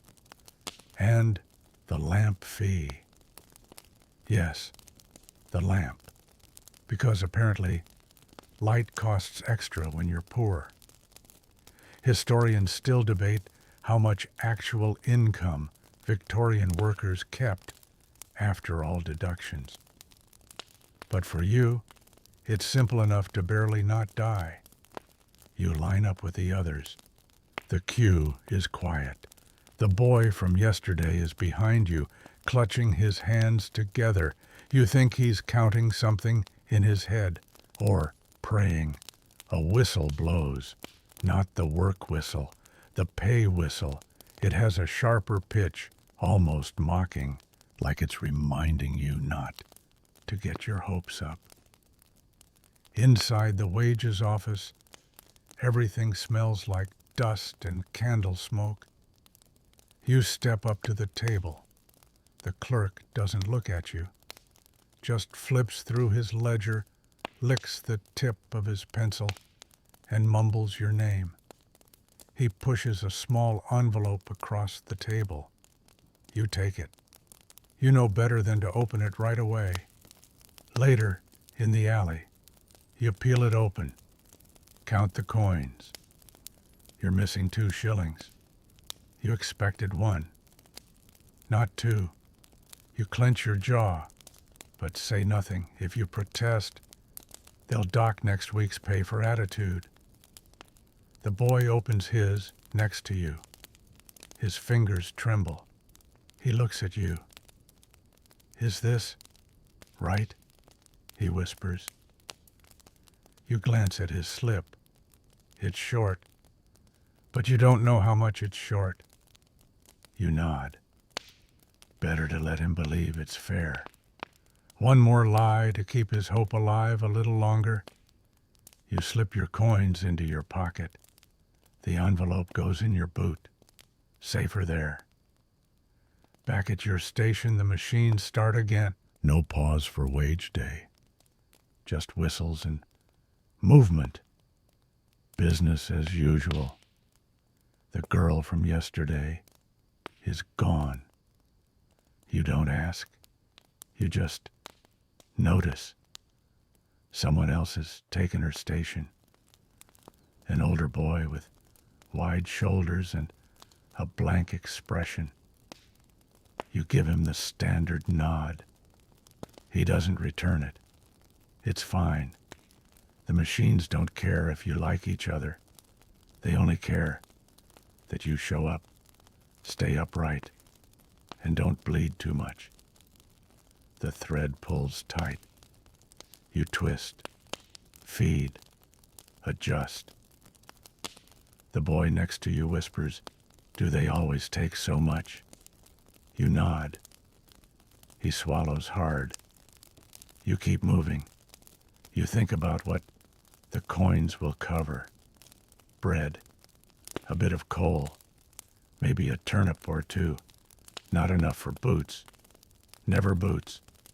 You'd like to save some, but saving is a myth around here, like fair wages, or Sundays without blisters. The machines drone louder today. You wonder if they know it's wage day too, if they mock you in their own mechanical language. Work harder. You might earn enough to still be here next week. You glance toward the mechanic. He's oiling the second loom from the end, whistling under his breath. It's not a song you recognize, but it has a bounce to it, a rhythm. He's the only one allowed to whistle, a privilege of knowing how the machines work better than anyone else. Maybe that's the real currency usefulness. You wonder if you'll ever be useful enough to whistle. You feed the shuttle again. The thread slides perfectly. At least something obeys. The end of your shift comes with the same dull whistle and the same dull ache. You file out in silence alongside bodies that walk like they've done this 1,000 times and likely have. The boy is quiet. He's still holding his envelope unopened. You suspect he's afraid of what's inside. You don't blame him. It's raining again, not a downpour, just that endless English drizzle that soaks through without ever seeming to fall. You pull your apron tighter, as if that makes a difference, and step back into the street. Cobblestones shine slick under your feet. Your boots squelch. They always squelch. But this time you don't head home, not yet, because it's Thursday, and on Thursdays you have errands. Your first stop is the grocer's, a crooked little man with tufts of hair like dried straw and hands that never stop moving. He recognizes you immediately. He doesn't smile, just gestures toward a crate with the week's bruised vegetables. You pick a few, 2 potatoes soft around the edges, and a leek so limp it could double as a shoelace. He wraps them in newsprint, weighs them, and rattles off the price. You hand him the exact change, not a farthing more. Then it's the coal boy. He's 12, maybe. Filthy barefoot and mean-eyed in a way that says he's had to grow up twice. He hands you a sack of coal with a grunt. You don't speak to him either. You just nod, hoist the sack over your shoulder, and keep walking. By the time you reach your flat, your arms are shaking. You pause at the door. Inside it will be cold, dim. Maybe your mother will be sitting on the floor by the hearth, her hands around a chipped mug of boiled water, staring into the fire that isn't there yet. Or maybe she's in bed. You push open the door. It's the second one. She's wrapped in a quilt, knees pulled up, eyes closed, breathing shallow. The coughing must have been worse today. You say nothing. You move quietly. Unload the coal. Start the fire. It takes a few tries. Your fingers are still numb from the looms, but eventually the kindling catches and a small flame curls up like it's shy. You sit near it, warming your hands. The potatoes will take a while to cook, but you'll eat, eventually. After that, still no rest. You've got clothes to mend. Socks with holes, your apron strap half torn, the waistband on your work trousers fraying like a rope left in the rain. You thread the needle like you thread the loom, carefully, mechanically, without hope for perfection. Historians still discuss the so-called double burden of Victorian working-class women, how they labored both outside and inside the home. But you don't need debate. You live it. You glance at your mother. Her breath wheezes in, stutters out. You press the heel of your hand against your forehead. There's a part of you that wants to cry, but you don't, because crying takes strength you need for standing tomorrow. You sew another stitch, then another. You burn your fingers on the pot handle. Curse softly. Shake your hand. The boy from the factory flashes through your mind. His envelope, his silence. You wonder if he's eating now, or if he gave half his money to someone who claimed to be an uncle but wasn't. You wish you didn't know people like that existed, but you do. You stir the pot. The potatoes are mush. The leek is barely there. But it's food. Sort of. You spoon it into 2 cracked bowls. You bring one to your mother. She doesn't wake, but you leave it near her, just in case. You eat yours slowly.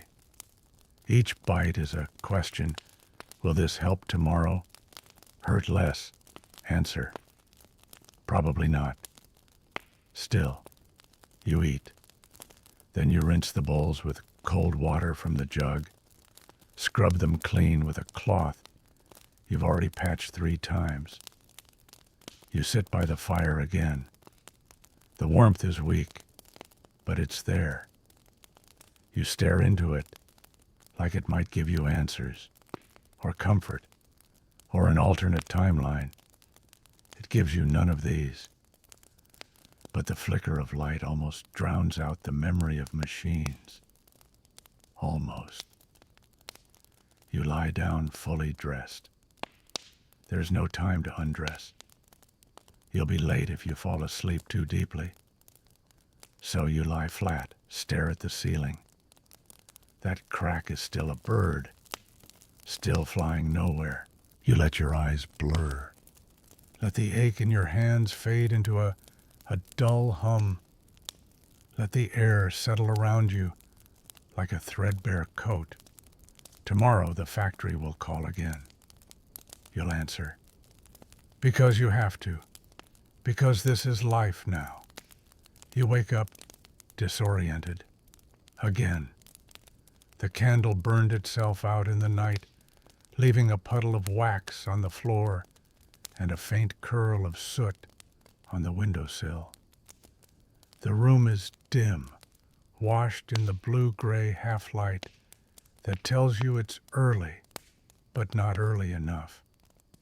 You sit up too fast. The familiar wave of dizziness hits, like it always does when your body reminds you that sleep is never quite enough. Then it comes back to you. It's Saturday. But not that kind of Saturday. Not your kind of Saturday. Because Saturday in your world isn't freedom. It's still a work day. Just a shorter one, supposedly. You pull your boots on half-hardened with yesterday's mud. Your fingers fight the laces. Your knees complain before you've even stood up fully. You glance over at your mother. She's still asleep, or pretending. Either way, she doesn't stir. You head out. The streets are quieter. A few shops will open later. Some of the wealthier families might take the morning to prepare for their carriage rides or church visits. But you head to the factory, because that's what you do. You pass by a drunk man curled beneath a wooden crate, snoring softly into his coat. A little girl skips past you, barefoot, humming a tune that might be made up. Her feet slap the cold stone like she doesn't feel it. Or maybe she just doesn't know how to show pain yet. The factory looms ahead, still gray, still hungry.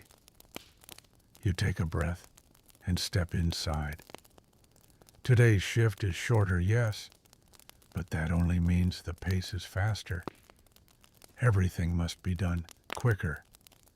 The overseer shouts more.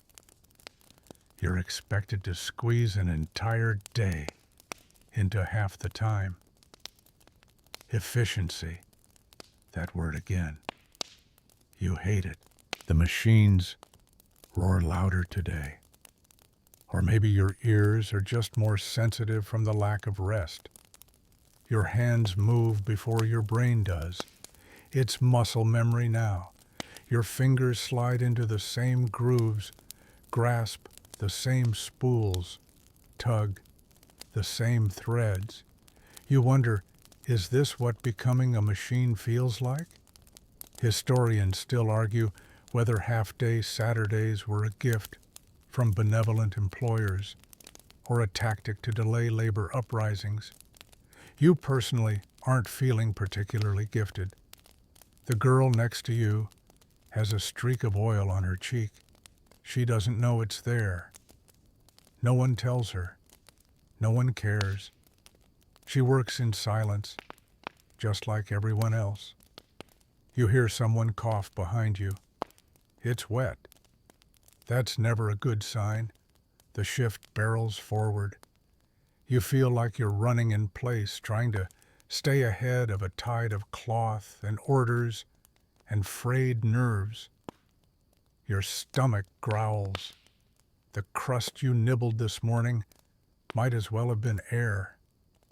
You glance at the window. A shaft of sunlight cuts through the grime. It lands on the floor like a spotlight, and for just a second, you imagine stepping into it, arms wide, disappearing in a flash like a magician's trick. You don't, of course. You keep working. Eventually, blessedly, the final whistle blows. It's not even noon. The room doesn't erupt in celebration. It just exhales.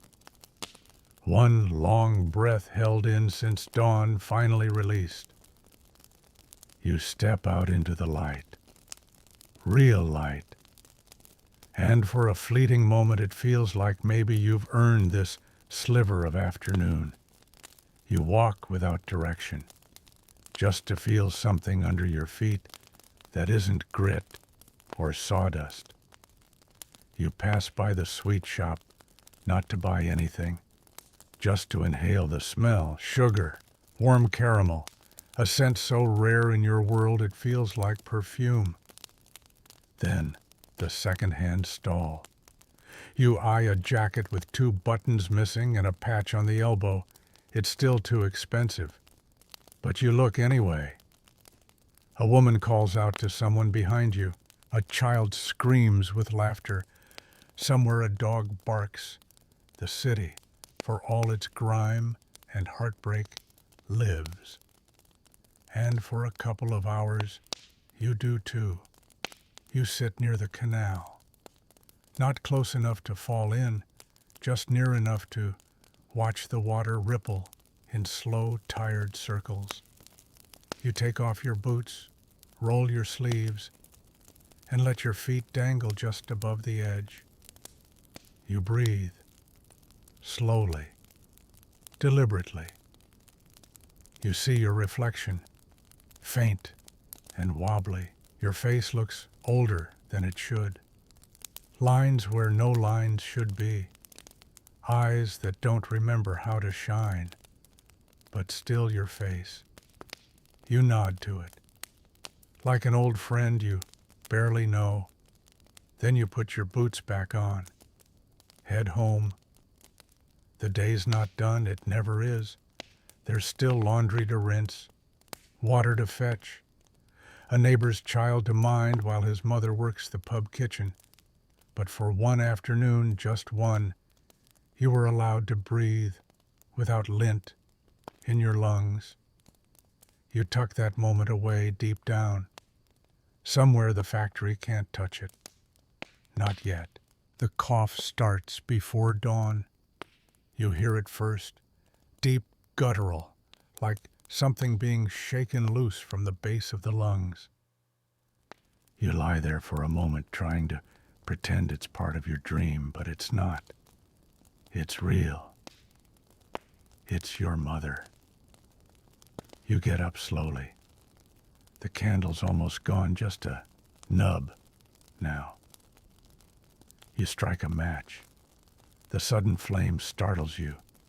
It always does. You light the stub of wax and move to the corner where she's curled up. She's awake, but barely. Her eyes open when she hears you. She tries to speak, but the cough interrupts. Again and again, you fetch water, hold it to her lips. She sips, then waves it off. You sit beside her. Neither of you says anything for a while. There's nothing to say, because this isn't new. Illness spreads through your neighborhood like stories do, fast, messy, impossible to track. You've seen neighbors vanish overnight, chairs sitting cold where someone used to sit.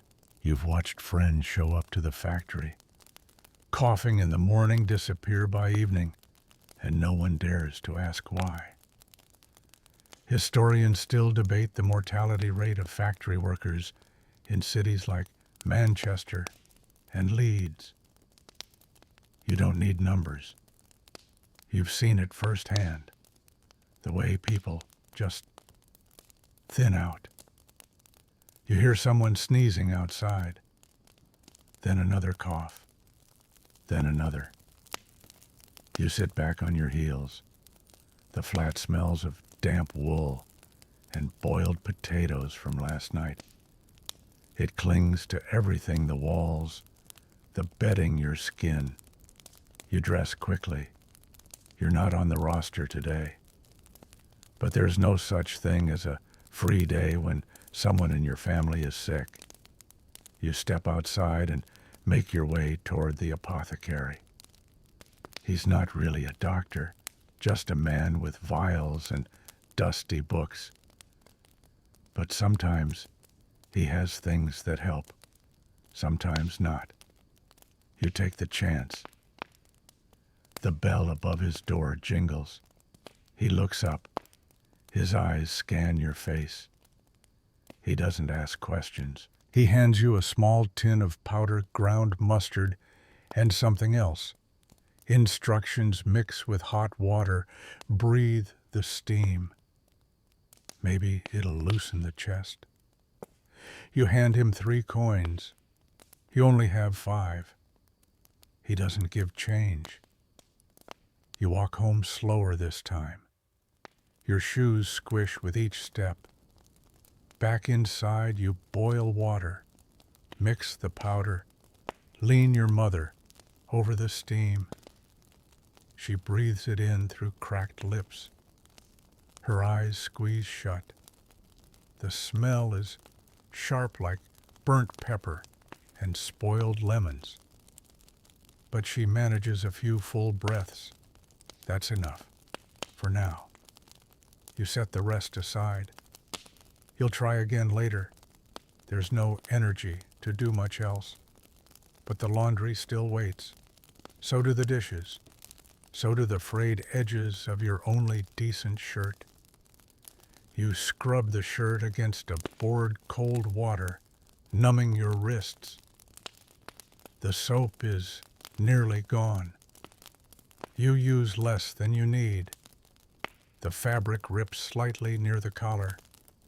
You swear under your breath and patch it with a needle and thread that feel heavier every day. The boy from the factory crosses your mind again. You saw him yesterday barely. He wasn't at his usual station. He was outside sweeping. A demotion. A punishment. Or maybe he just needed air. You haven't asked. You haven't spoken. You've all learned not to get too attached. Still, you wonder if he's sick too. The steam drifts lazily through the flat now, but the chill remains. It always does. Heat leaves faster than it comes. You wrap yourself in your coat and press your hands to your knees.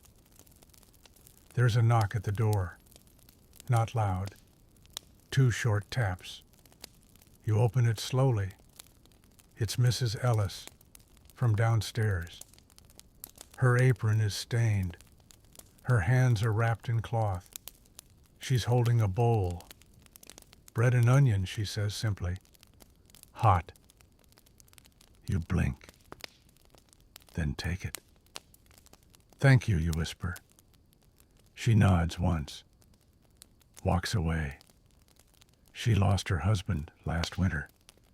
Now she passes warmth to others, like a secret. You set the bowl near your mother. She stirs slightly, breathes in the scent, doesn't open her eyes. You eat a little, save the rest. There's no plan for the rest of the day. You just exist. Listen, watch, wait. The sounds of the city seep through the walls, a horse clip-clopping past a baby, wailing boots on the stairs. Then another cough. This one's yours. You don't remember when it started, but it's here now, lingering, soft at first, deepening. You rub your chest. No time to think about it, not yet. You glance at the envelope of wages still sitting on the shelf. Only 2 coins left, and another week ahead. The machines will need you Monday, and you'll go, of course you will. You wake up to silence. Not the peaceful kind, not the soft hush of morning sunlight and bird song. This silence is heavier, like a blanket made of stone. Even the city outside seems to know something's off. You turn your head toward your mother's cot. She's still, too still. You wait. Maybe she's just sleeping deeply. Maybe the steam helped. Maybe the powder worked. But deep down, you already know.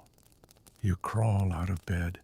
The boards creak under your feet, and that sound suddenly so loud echoes in the tight space like a knock from somewhere far away. You sit by her side. Her chest doesn't rise. Her lips are pale. Her hand is cold. You stay like that for a long time.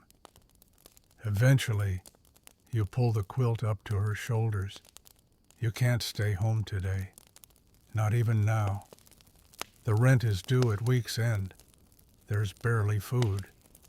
And no one is going to give you the day off for grief. Victorian England doesn't work that way. You wash your face, comb your hair, slide your apron over your head like armor, and you go.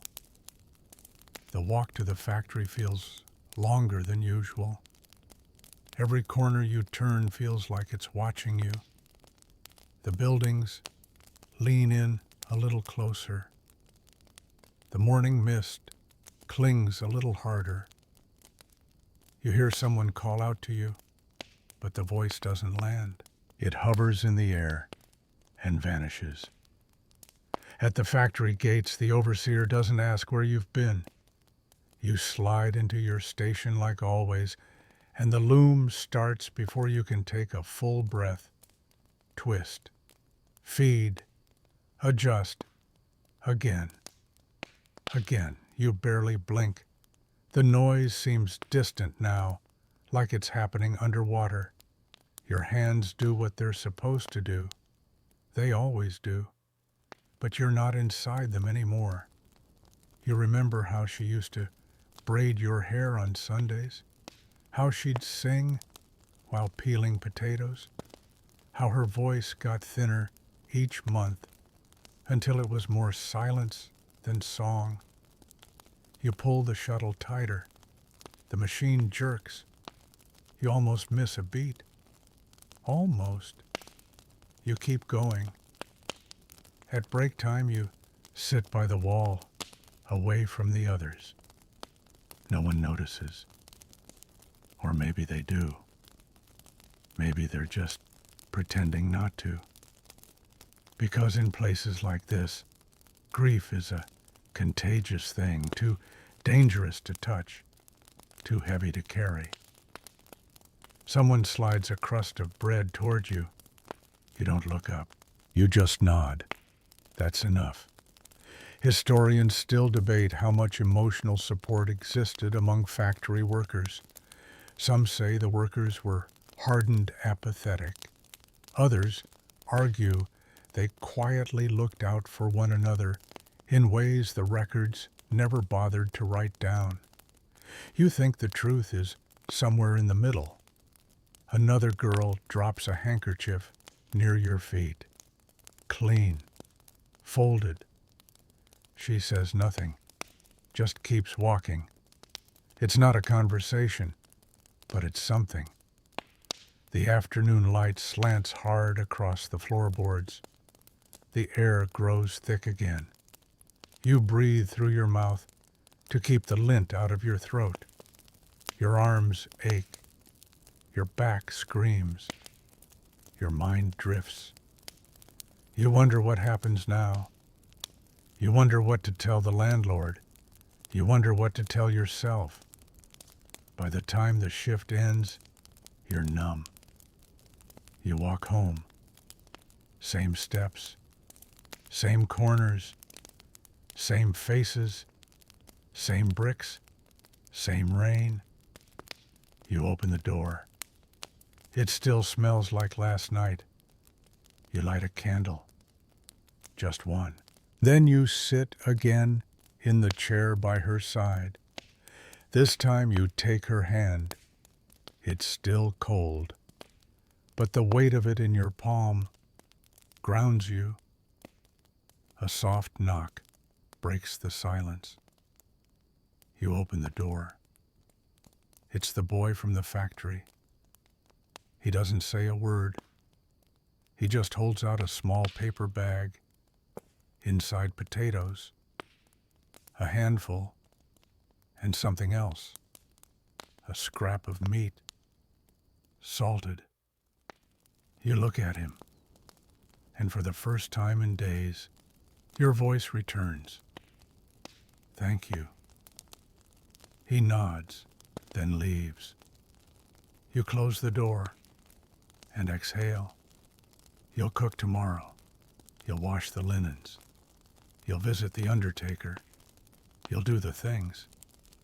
Because no one else will, but not tonight.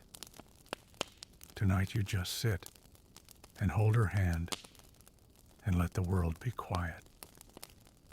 The morning begins with wood. You break down the old chair, the one by the window with the split in the leg and the stain on the seat that never came out. You pull it apart piece by piece, back slats, armrests, legs, until it becomes a pile of kindling.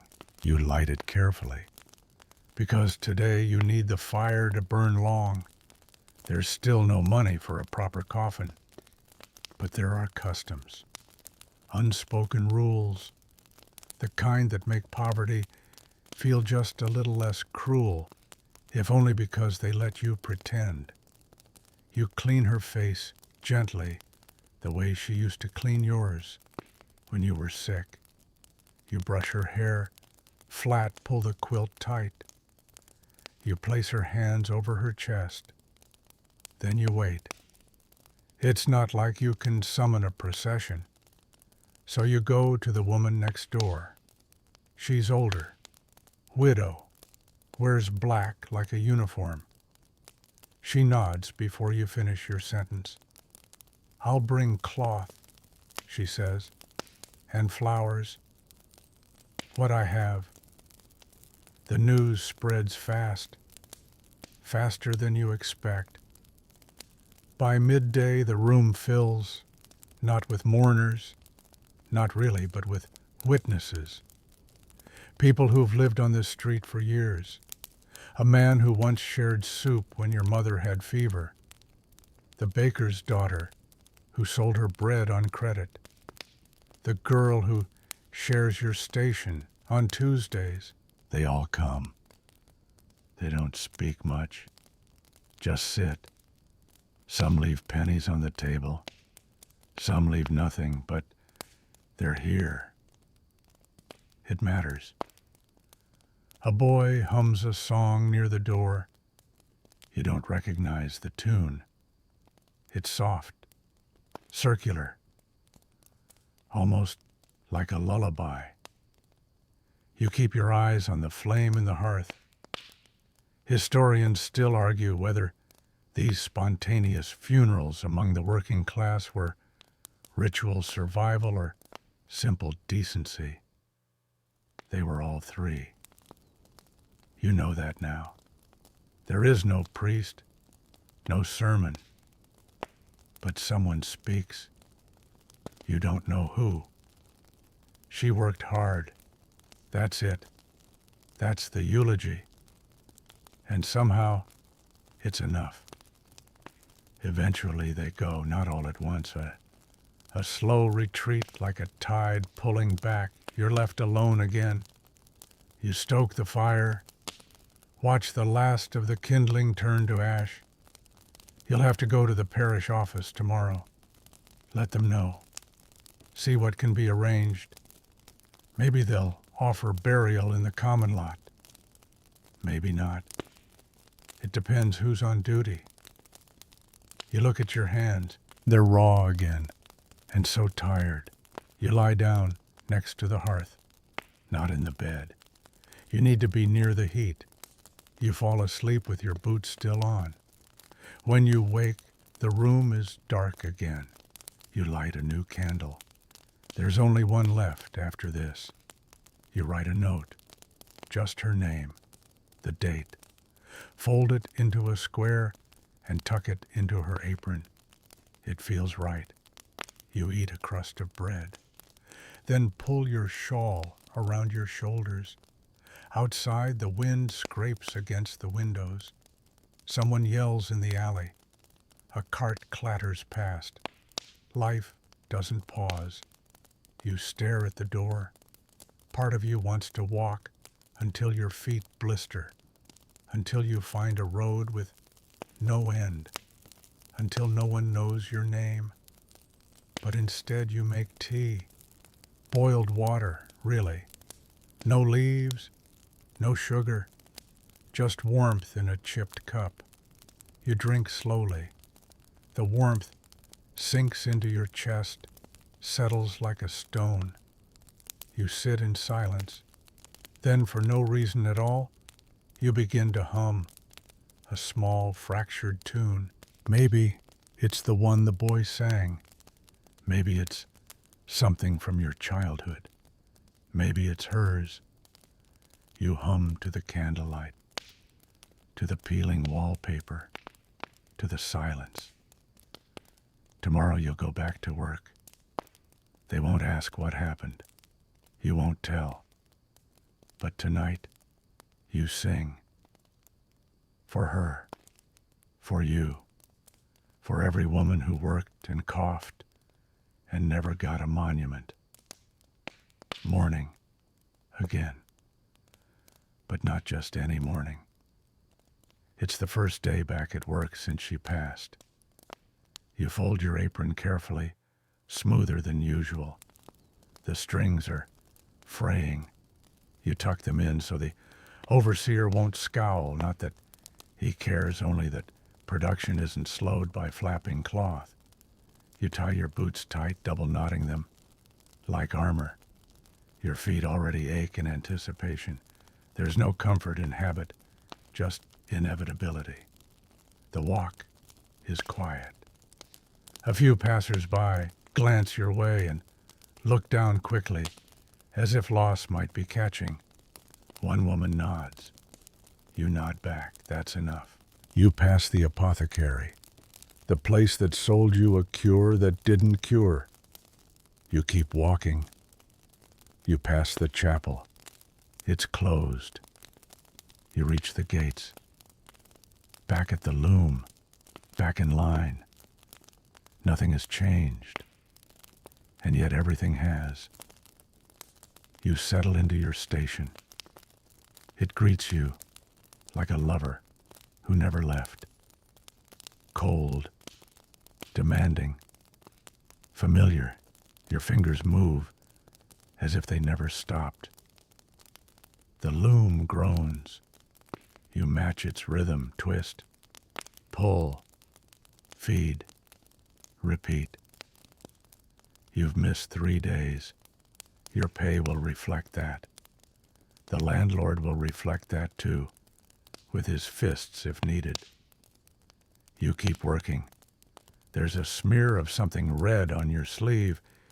You don't know if it's blood or dye. You keep working. A girl sneezes behind you. Another coughs. The chorus of the floor begins again. Someone drops a spool. It rolls. No one picks it up. The machines eat the minutes. You think of her hands, the way they used to tuck your hair behind your ears, the way they shook just a little near the end. You never told her, but you noticed. At lunch, you find a spot by the broken window. You don't eat. You just watch the sun filter through the grime-streaked glass. It paints everything golden, but in that cheap lying kind of way, the kind that tricks you into thinking the world is gentle. A girl joins you. She doesn't say anything. She pulls a tin from her apron, something mashed and cold, but it smells like onion and butter. She breaks off a piece and holds it out. You take it. That's the entire conversation. Historians still argue whether companionship on the factory floor helped workers cope with the unbearable or merely distracted them long enough to endure it. You'd argue both. The afternoon shift drags its heels. Every muscle pulls back. But you press forward, because pressing forward is what's left. You notice the boy again, not working the loom today. He's cleaning the floors with a cloth too small for the job. His face is thinner. He's limping slightly. You wonder what happened. You wonder if he'll disappear next week. You wonder if you will. You meet eyes for a second. It's enough. Recognition without the burden of conversation. The overseer yells. Someone's output is too low. Everyone flinches, even those not responsible. You pretend not to hear. You reach your quota. Barely. You think of her again. What she'd say if she were still here. Probably nothing. Just nod and stir something on the stove. She wasn't one for words, but her hands always said enough. The bell rings. Quitting time. The air shifts, not with joy, just relief. You file out with the others, shoulders hunched, from hours of standing, eyes dull, from hours of repetition. Outside, the air feels too wide. You walk home slowly. The city hums around you, horse hooves on cobblestone, a baby screaming the distant chime of a bell tower. You smell fresh bread somewhere. Not yours. Not today. You reach your door. You step inside. Still quiet. Still hollow. But a little less painful. You light the final candle. It flickers. You watch it. Then you write in the soot on the window. Just one word. Her name. Then you wipe it away. Not to forget. Just to let her rest. Sunday. A day off, but not restful. The city still breathes its sour air, but it's slower, more like a dog lying down. Instead of snarling, you step outside into the dull morning haze, apron tied loosely, boots still crusted with the grime of workdays. There is nowhere in particular to go, but you go anyway, because sitting still means thinking and thinking. Well, that hasn't gone well lately. You follow the rows of brick houses with their smudged windows and smoking chimneys. Behind a curtain, someone brushes hair. Behind another, someone's crying. You don't stop. You don't linger. Your feet take you where they want. Eventually, that means the canal. It runs like a scar across the edge of the neighborhood muddy water, with slick rainbows of factory oil on top. It smells like iron and rotted cabbage, but it's open, wide. It gives the illusion of space, which is rare in your life. You sit. There's a patch of gravel, just dry enough.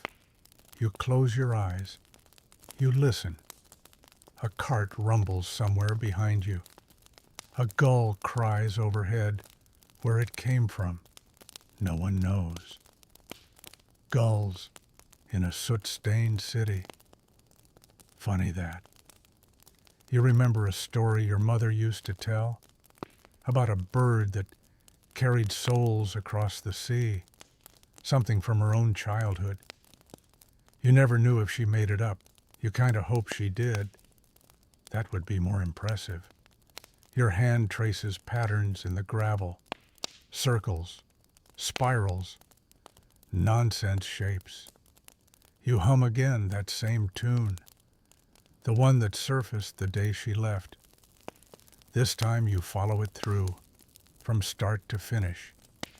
You give it structure, shape. It feels like hers, like yours. A child walks past dragging a stick through the dirt. They don't look at you. They don't have to. You're just another figure on the edge of their world.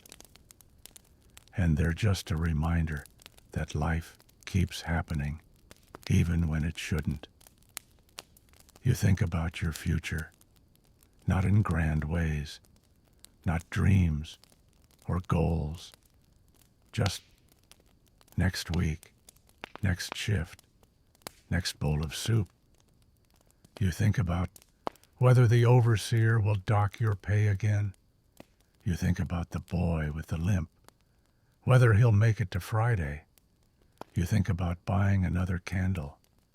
You think about how quiet it was in the room after she left, and how you didn't light the candle at first because part of you wanted to sit in the dark. Historians still argue whether working-class women in Victorian cities lived lives of passive resignation or subtle, powerful resilience. They debate the agency, the oppression, the choices. The truth, you don't care. You lived it. And today you stood up again. You head back just before noon. The church bells toll, not that you attend. You once did occasionally. But something about charity sermons and rich men's prayers just doesn't sit right with you anymore. At home, the room feels smaller than before, but warmer. There's bread on the table. The girl from the factory must have left it. You make a note to thank her, or maybe just nod. You'll decide when the time comes. You make tea again. Still no leaves, still just hot water. But you hold the cup with both hands, and this time it feels like something. You sit by the window, watch the street, and for the first time in days, you breathe deeply. In, out, slow. The buildings don't look any less gray. The air doesn't smell any sweeter. But something has shifted, just a little. You can feel it. Maybe it's in the song. Maybe it's in the silence, or maybe it's in you. You drink the last of the tea, fold your apron, and smile, just barely. It doesn't last long, but it's real, and that's enough. The room grows quiet now.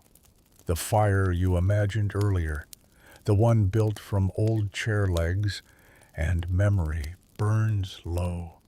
Its warmth no longer hot, just steady, gentle, like a hand resting on your shoulder, like breath on your cheek before sleep. The street outside still hums with quiet life, but it fades. Your muscles no longer ache. The grime of labor, of grief, of days that blurred into one another, all of it begins to melt away, like dust caught in golden light, like steam curling upward from a chipped porcelain cup.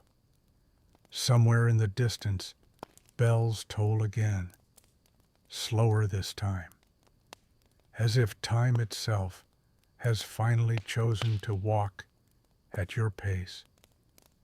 You feel the weight of the week, of every repetition, every cough, every unspoken goodbye, settling not heavily on your chest, but gently along your spine like the folds of a well-worn shawl. Safe and soft.